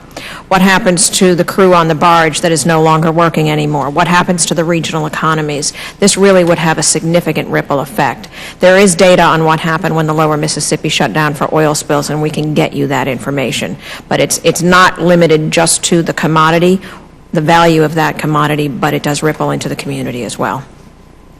So certainly, for instance, the power plants would be affected if they couldn't get the coal, and that would have a ripple effect on the economy. Right. Mayor Simmons, I want to address you again and thank you very much for coming here today, and thank you for serving in local government.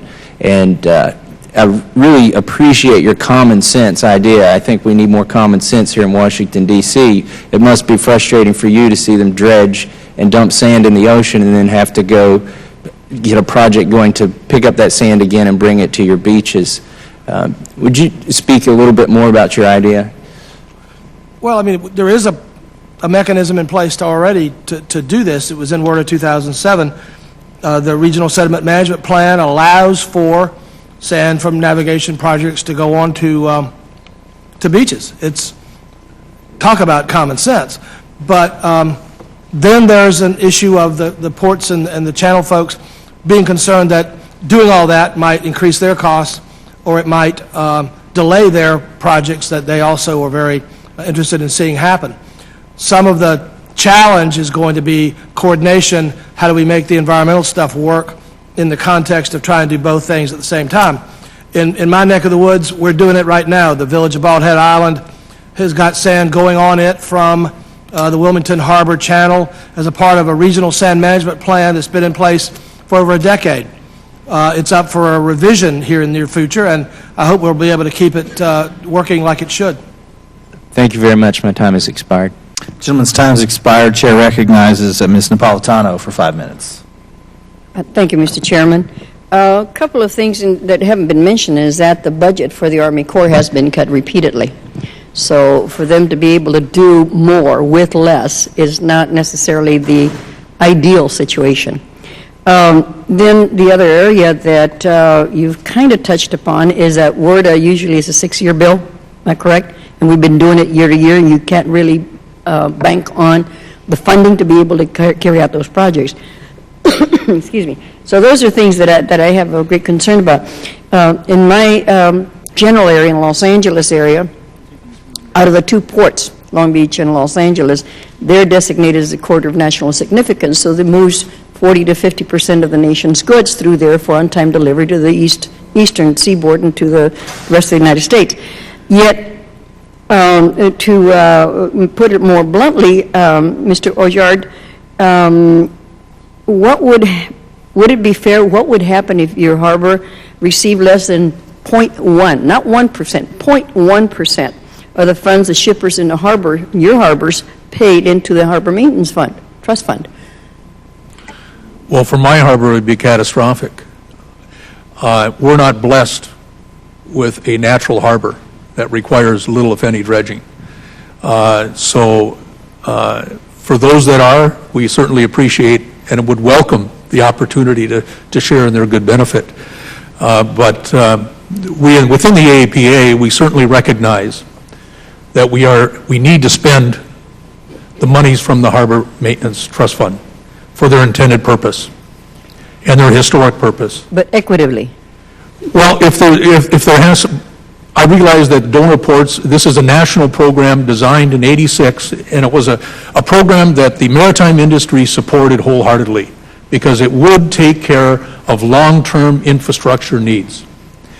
And because we were not able to spend the money that we received, in other words, we thought we had a user fee, and we thought we had a commitment here, and in reality, the monies weren't spent for what their intended purpose.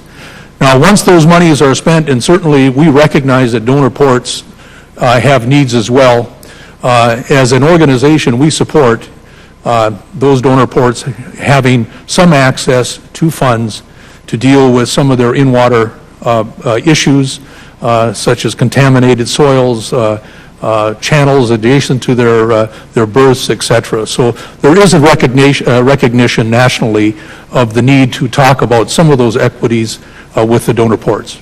Well, I would hope so, because it is very hard to hear some of my, they're not my constituents, but I'm next door to them, talk about the need for them to be able to have a reliance of the amount to be able to get some of the dredging and other things that it was meant to do. But when you have millions of dollars being paid in and you get maybe $500,000 back, that is quite inequitable. There's the ability to address the backlog. How do we do that? Can somebody tell me, how do we begin to look at the backlog and say the priorities? What would be, in small harbors, big harbors, what would be the major way of looking at it to be able to help get this done, not only protect our commerce, but also for protection of the environment, et cetera? Well, with regards to the backlog, the Congressional Research Service asked the Corps of Engineers to look at that, and they came back with a number of approximately just under $10 billion over 5 years. We are collecting $1.6 to $1.8 billion currently, And certainly, we could address that backlog in 6-7 years timeline. The question then is the priorities, and there's been some talk about a congressional priority and basing that on a core issue of tons. In other words, high-use ports, lower-use ports based on tonnage. Tonnage doesn't give us value of a port. And I would have everyone really think about this, because a ton is not a ton. And to use something as simplistic as... I understand, and my time is running out, but why don't you submit that for us, for the record, so that we all have that information in writing, so when they look at the proposition of a bill, then we are able to take that into consideration. we would be glad to get back with you. I think it is an important item in terms of priority and the value of that regional asset, because once that regional and local asset is lost because of inadequate dredging, it is lost forever.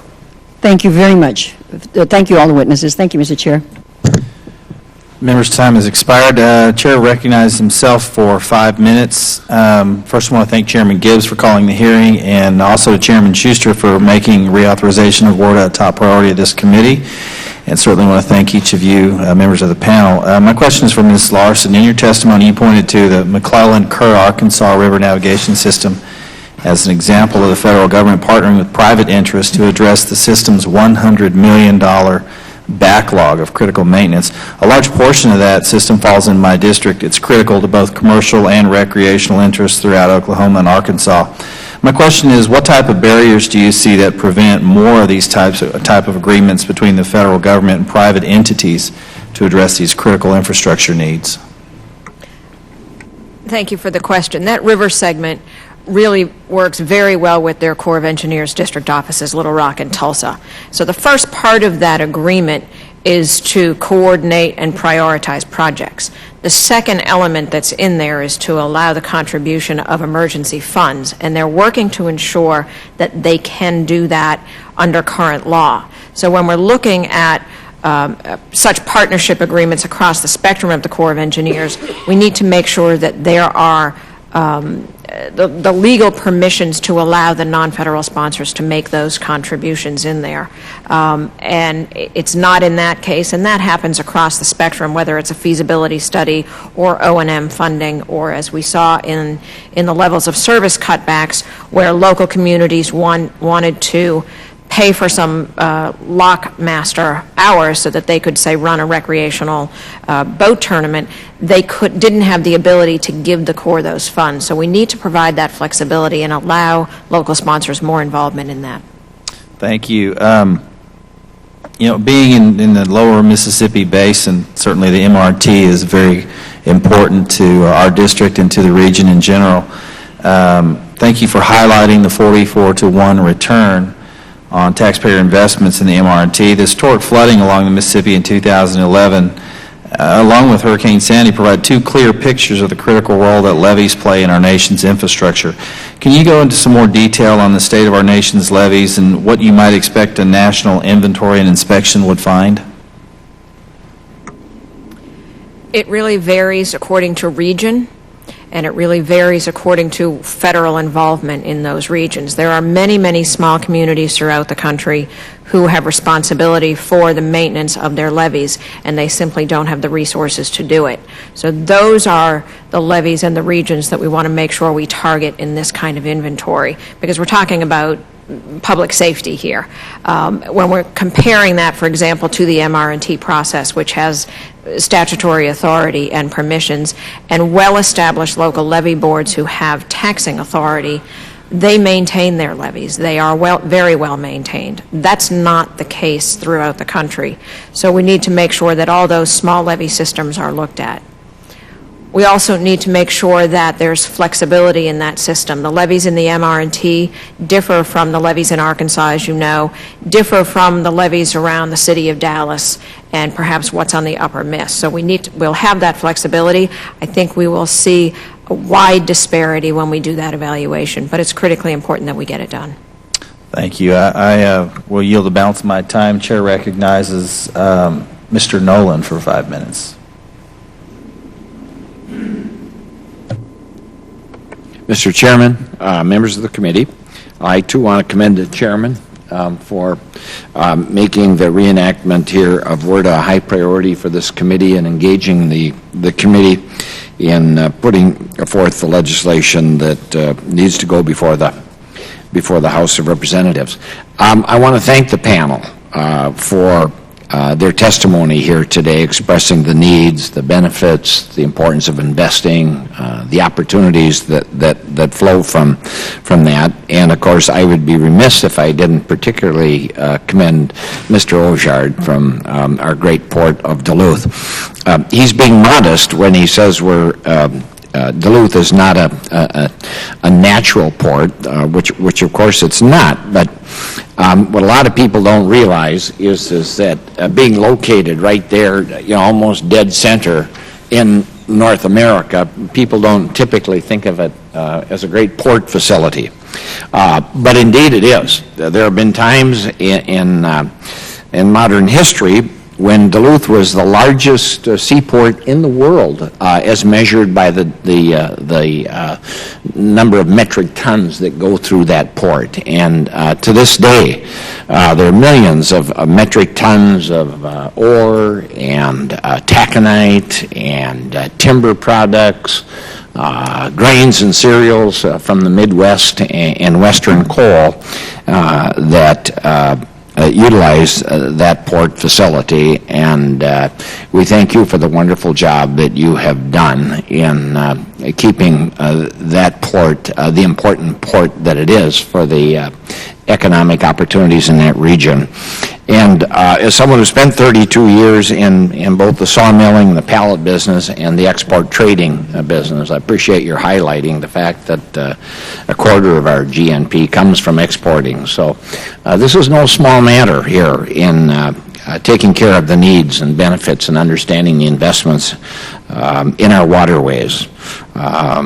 And we've heard a lot of good testimony here about full funding and streamlining the process and the regulatory process and the need for flexibility in all this. And it's timely, it's much appreciated, and its attention to these kind of investments in infrastructure that are so critical, so important for our economic future.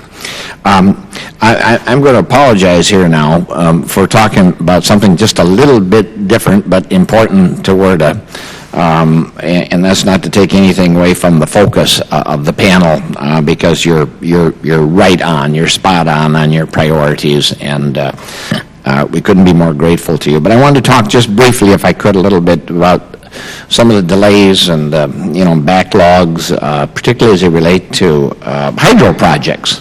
And since everybody else has been asking Ms. Larson questions, I feel compelled to ask you one too. So we have more than 80,000 dams that already exist here in this country, and only about 3% of them actually produce any electricity.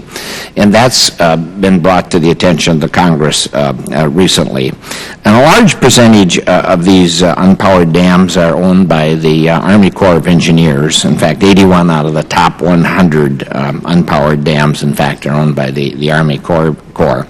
It's estimated that simply by powering the facilities the Corps owns could create another 7,000 metric watts of million watts of clean hydropower in this country, and that's enough to really energize millions of homes and perhaps even take care of all the military needs in the country in terms of the volume. But time and again, we hear about the delays and the inefficiencies in the Army Corps that get in the way of moving these and other projects forward. And there are permitting processes that take years and redundancies among many of the agencies.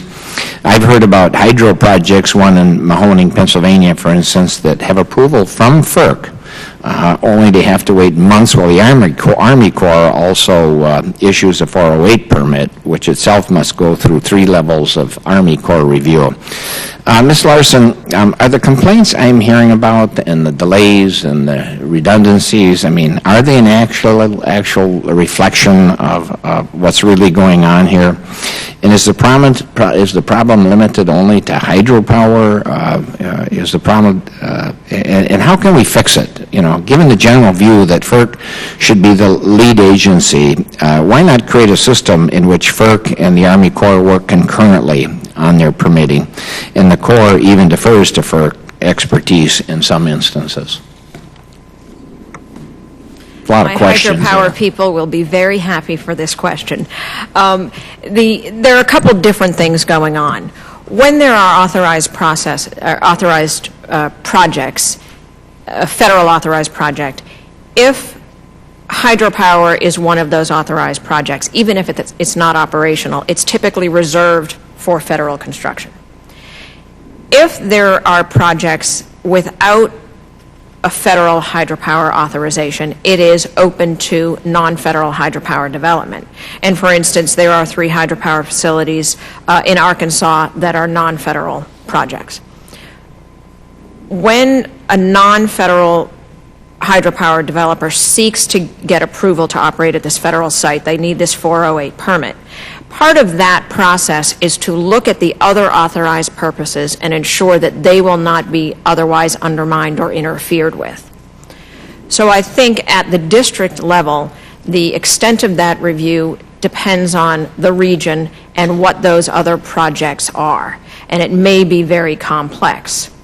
And so I imagine for non-federal hydropower startups, that might be a little daunting, depending on the kind of project, to go through that. And it varies, again, by region of the country. And so the delay or the time consumption is at the district level. I know for the Pennsylvania project you mentioned, by the time it got to the head of civil works, the final approval was within 3 weeks. But mindful of those kinds of burdens maybe on these small hydro developers, in March 2011, the Corps entered into an MOU with FERC, and it defers in large part to FERC analysis of NEPA and those sorts of things. But it is a process. You need FERC approval, you need Corps approval for 408, and you still need a 404 permit. But I think the Corps' MOU with FERC has gone a long way to streamline, reduce redundancies, and help particularly those smaller hydropower startups so that they can get a permit and get to business. Thank you. Thank you. Gentleman's time's expired. The gentleman from Oklahoma is recognized for 5 minutes. Thank you for the opportunity to address the panel, and thank you for the time that you have spent with us too. Ms. Larson, I hope your ankle's getting better. It was your ankle, right? Slow process. Well, I appreciate you taking the time to come to the Hill, and this is one thing that seems that there's definitely bipartisanship in. We all understand the need of our infrastructure and to do it reasonably and responsible, but at the same time, without the infrastructure that the United States has, and without us investing in infrastructure, this great country is going to crumble around us because of our lack of interest or lack of ability to repair. And it seems like the government's our own worst enemy. It seems like we're fighting each other. And we all want to do the same thing, except we just seem to be walking around in circles. And it's so frustrating as a business owner to me to see this happen. But one problem that we're having in our district, which is, I represent Oklahoma District 2, which is a very rural area, all eastern Oklahoma. And believe it or not, we have 3 ports right there in our facility, and it's vitally important to us. But in the McCurran system, we have 3 locks that are closed 4 hours a day because the Corps deemed them to have a lack of lockages, because they say there's fewer than 1,000 a year that is recorded going through them. The problem is that was from 2010, and that was during a time of economic downturn. Now, all of them are well over 1,000, and the Corps doesn't have any recent study to allow these things to be open. So we're experiencing major delays. And Ms. Larson, you stated that it should not be the policy of the United States to discourage economic activity. But that is exactly what we're having. So my question is are you aware of any other areas experiencing this type of delay in economic activity due to the Corps deeming them lack of lockages? We have worked extensively with the Corps on its level of service initiative, and around the country there is significant frustration, particularly in Pennsylvania, West Virginia areas on the upper Allegheny River, where there are, very few or almost no commercial lockages, but their recreational boating is critically important to their regional economic development and well-being, and similarly in Alabama. So we're working with the Corps to, mindful of budget constraints and perhaps the need to cut service hours, but to do it in a streamlined way so that the river is not closed for 4 hours in Tulsa and then 4 hours in Arkansas, but that it is somehow a streamlined system, that it's working well together. Unfortunately, I imagine as we go forward in this fiscal environment that we may see more of those, and the Corps says it's trying to do more with less. At some point that will just not be possible, and it's important, I think, for Congress to decide what are its priorities. We are very concerned that these kinds of cutbacks hurt the tributary systems. And certainly the McClellan-Kerr system is not a low-use waterway. It is a moderate use and higher use. Huge amount of chemicals moving out of those ports up there, and agricultural products. So we continue to work with the Corps on that, but it does come down to bottom line dollars. Ma'am, thank you, and I'll yield back the rest of my time. Thank you.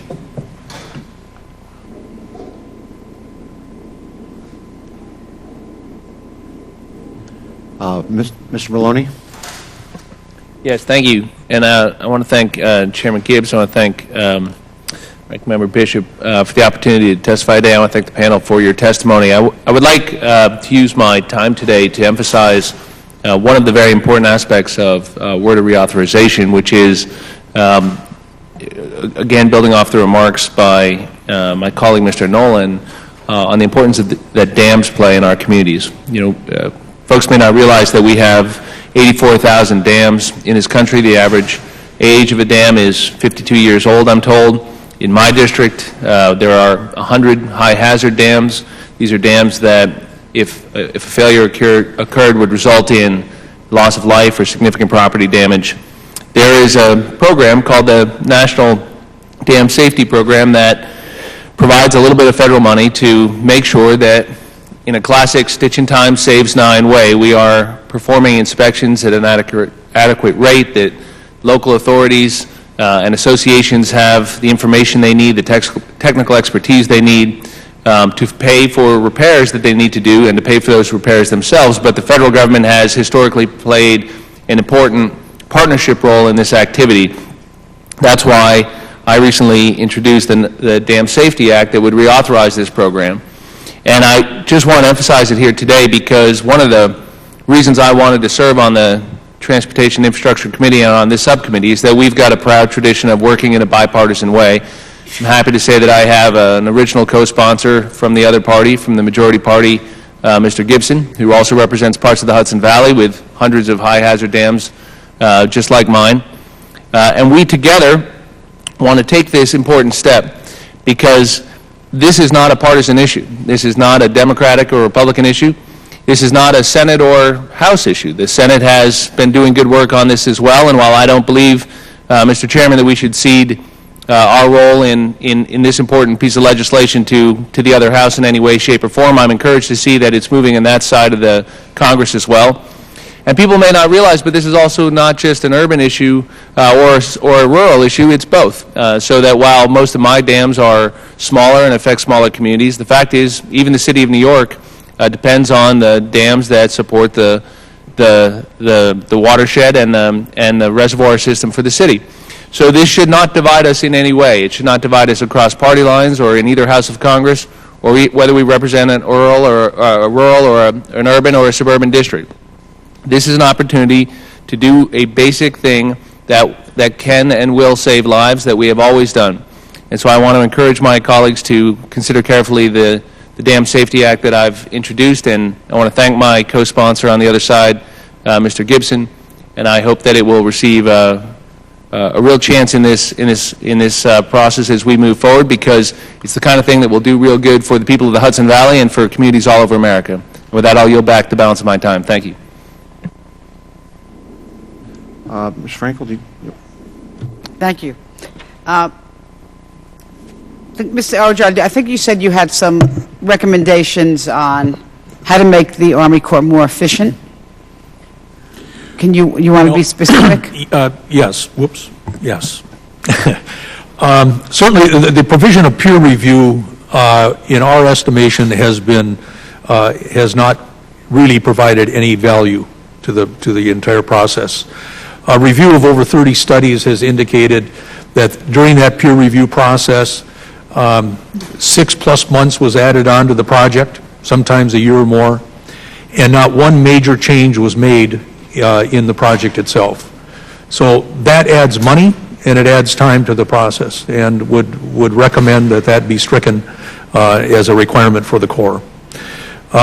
Certainly when we do our channel maintenance and sometimes widening, just the sheer fact that we widen a channel, extend into all areas already authorized, but because of lack of maintenance funding, it hasn't been done for a number of years, and as we extend back out into that, we are required to do environmental studies that, again, add time to the project. And lastly, there's a number of projects. Now, we have 13 proposals that are part of the written testimony, but a number of those proposals deal with the non-federal partners and the ability of non-federal partners to work with the Corps of Engineers in terms of providing monies, providing studies, recognition for the work that they're putting into it, but all of that designed to move the project along quicker and more efficiently, using monies that are non-federal, and then looking at the opportunities in the out years to recover those funds, if possible, for the local sponsors. So those are just three very general ideas, but all of this is about process and about streamlining and getting the Corps to its task, which is performing the job, the construction, the maintenance. Thank you. In an informal meeting last week, a representative from the Corps made a statement, I'll try to paraphrase it, that the Army Corps has the most difficult task in getting a project implemented because of he says, requirements that are put on the Army Corps by Congress. Would you comment on that? Only to say he's absolutely dead on. There's just a never-ending number of hoops to be jumped through. The process is lengthy. The review is extensive. Everybody is engaged in the activity, and there is opportunity at every turn, if you don't like a project, to stop it, to extend it, to defer it, to just try to muck it up. And we in the industry that are trying to do the best we can find that we are being impeded at many turns, and sympathize with the Corps because they are trying to do their job and do it well. Will your recommendations, does it take that into account? Well, yes, some of the recommendations do that as well, yes. And can you just quickly comment, we're talking about tonnage is not equivalent to the quality of a port? Well, in that regard, I would, first off, when we talk about the Harbor Maintenance Trust Fund and the tax, you have to recognize that it's on imports. Therefore, if you are a donor port, you could be a donor port because you have high imports and very little maintenance. Where in reality, I think we're talking about jobs and we're talking about exports. And certainly a ton of T-shirts going to a big box store does not have the value, does not support the jobs that a ton of iron ore, raw materials moving domestically within this country support. Hundreds of miners in Minnesota, sailors moving through the Great Lakes, steel mills in the lower states, the manufacturing, the infrastructure, the automotive appliance, as well as the structural steel for our highways, etc. So all of this has to be taken into account, and then plus on top of that, the local and regional economy. And once we get rid of small ports, once you start this process of trying to eliminate it, it is a death spiral. And the Great Lakes we trade with each other. We are constantly trading. We're the largest port, but we interface with almost every port on the Great Lakes. And as those ports start to lose dredge funding, which they are, ultimately they will be shut down. our port will suffer. There will be a modal shift. We've done modal shift studies. The impact of that is significant, not only in terms of cost, but in jobs and the environment. So we really believe that it is imperative that we have full spending, full use of those harbor maintenance tax funds. Those funds, if offset, will provide a long-term fix to our national needs and our national interests, and should spur the economy and provide jobs for our nation. Thank you, Mr. Chairman. May I ask one last quick question, since I think I'm the last one here? I would like to ask you, Mr. Ojard, could you comment on Mayor Simmons' a concept of having a regional approach to some of these projects, and whether or not, if for example, in doing some dredging that would help a port using that sand to renourish a beach, or whether that would impede the port's operation or the speed of that particular project? Well, first off, every project is unique, and I think we have to take that into account. And again, the Corps of Engineers is trusted to do the most efficient job. But in today's world, if it isn't a twofer or a threefer, multiple projects, one project supporting another project, supporting another project, we're losing the opportunity. In our port, we are looking to use dredge materials for habitat restoration. The Corps of Engineers is not necessarily paying for that, but it's coming from some other environmental pot to pay for that. And I think that's where we have to go. Ports will partner with anybody to maintain their commercial needs. And the dredge materials that we have, if they are suitable for beach, if they're suitable for habitat creation, they should be used there. The Corps will do what they can in terms of the pricing for the lowest cost. That additional cost can certainly be met through such as the Great Lakes Legacy Act that we have and we're involved in. And right now we've got environmental groups arguing over who's going to get that dredge material that we plan to deliver here in the next year or two on a special project. So I think there's opportunity to work collectively, work together, satisfy multiple needs, and save this government money. Thank you. Thank you, John. Thank you, Mr. Chairman, for your courtesy. Mr. Bishop. Thank you very much, Mr. Chairman. Just a couple of quick points. I think on the last question that Congresswoman Frankel asked, at least in my district, every inlet that's dredged, the spoil goes onto a beach, and you're absolutely right. We need twofers, we need threefers, and I think the Corps is very attuned to that.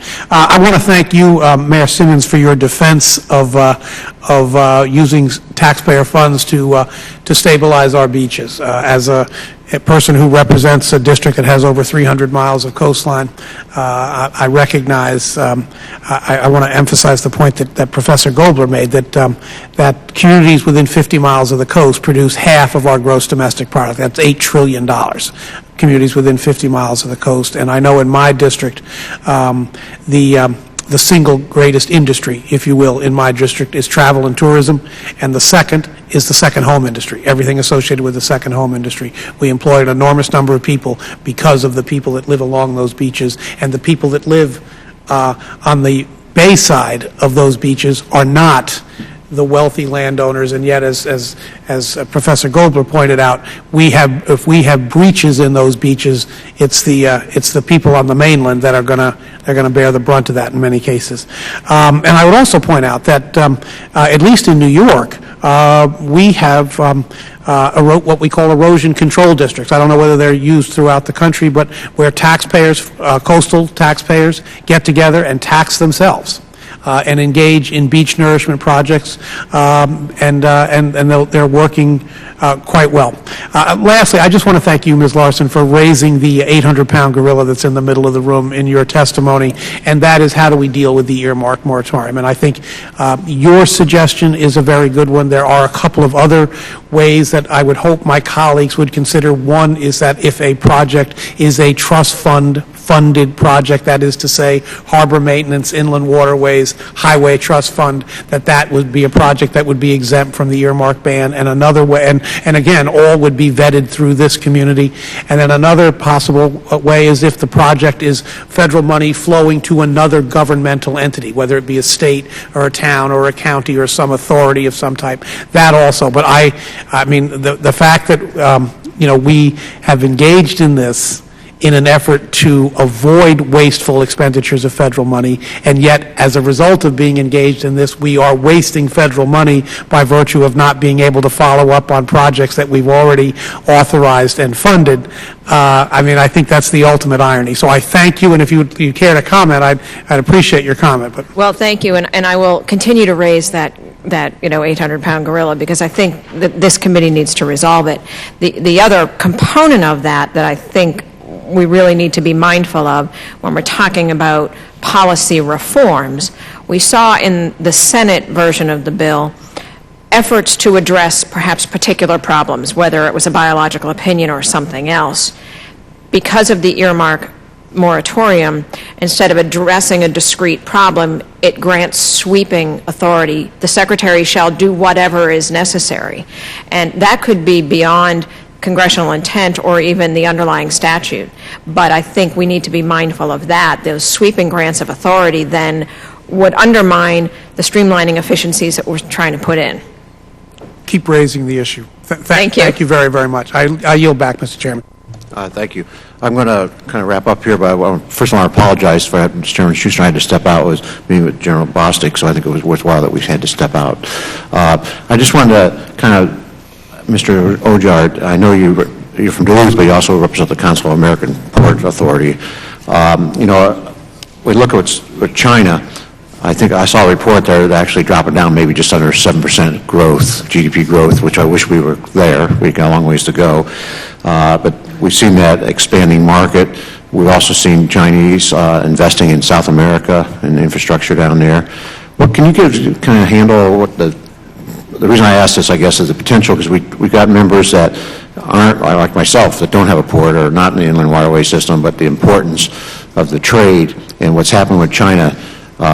What kind of products do we see that we're exporting to China or vice versa? Or, you know, what can you just kind of facilitate the potential we have with China with that kind of growth, with that, especially with their population? The middle class is bigger than our entire population, you know. Right. So. Well, certainly the access to China is going to be through our ports, and what we can offer in the world environment, in the world economy, is going to be based on price and quality. And if we can price it because of our transportation infrastructure at a competitive price, we're going to sell American products to China, and be it durable goods or some of the luxury items that developing middle class is in desire of. China's also after, of course, a lot of raw materials, and just for the committee's education, iron ore from Duluth, Minnesota, 2,340 miles from the Atlantic Ocean, is moving to China. It's supporting hundreds of jobs in Minnesota as well. So again, that would not move to China if it wasn't for our waterway system and our harbor. The St. Lawrence Seaway system is providing the avenue to export into these global markets. Coal is moving from our port to Northern Europe. It's that trade that is key to our future and to our future development. And I don't know how you access that trade without funding the ports, maintaining their efficiencies, and creating the necessary environment to move forward with construction, with the maintenance, do it in an efficient manner. So I applaud the committee on the work to drive that efficiency. You're confident in saying that, I've been saying this, that one of the reasons that we've been globally competitive over decades is because we've been blessed with a maritime transportation system that's second to none in the world. And we've had the example that Chairman Schuster talked about, the soybeans exports, you know, competing with Brazil, how we're beating them by, I don't know, $50 or $60 a ton because of our transportation costs. But you know, I guess what I'm trying to say is, you know, we're falling behind, and we could actually lose that advantage. And if we do that, the effect on our economic growth and job creation in this country would be very apparent, I think. Absolutely correct, and it isn't only the waterway, but it's our connectors. It's how we connect to the rail. It's how we connect to the highway system, and developing that robust port. It's multimodal aspects to it. All of this drive our efficiency. So our transportation system is a system of efficiency that has certainly served us well. But I think if we went back and looked at the reports from the civil engineers, we're finding that it is definitely it's lacking for repair, for maintenance, and funding. And that is a spiral that I've talked about, and I think it's going to come home to roost if we don't recognize it. I know on the Inland Waterway, Mr. Stephaich, the chairman alluded to it a little bit, but I want to just really cement it. You know, we talk about the cost and delays. You know, the river system hasn't been shut down completely, but we've definitely had delays, and that adds to cost, and those costs obviously get passed on to our shippers and consumers, right? Absolutely. Turn your mic on. Yeah, absolutely. We look at scheduled outages and unscheduled outages. We've seen the number of unscheduled outages increase rapidly here over the last few years. There's good core statistics on that. We can plan around a scheduled maintenance outage with our customers and pre-ship or ship afterwards, but when we're caught off guard, so to speak, it's a real problem, and the costs are driven up. And Mr. Larson, just one quickly here. I noticed, I think there's some discussion on the headwaters, the tributaries. I know the Corps has been looking at trying to save costs on some of the locks on hours of operation. I think that's a concern of yours, that make sure we can at least facilitate schedule appropriately so we don't shut down the barges coming in from the tributaries into the main system. That's correct. We need to make sure that the cuts in service are coordinated, so that I know in the Oklahoma-Arkansas River Waterway system, 4 hours in Oklahoma and a different 4 hours in Arkansas that weren't aligned. It's like traffic lights at the district that are not aligned. It's not productive, and it slows down transportation even more. So those two particular districts, the Little Rock and the Tulsa district, are working to make sure that they have a better coordinated system. Yeah. Well, I want to thank you all for coming, and we're continuing to work on this, and you know, we understand the importance of this, and I know Chairman Schuster and I are committed to try to bring something to fruition here that will be beneficial to the American people, our economy, and job creation. So this concludes our first hearing on WRDA.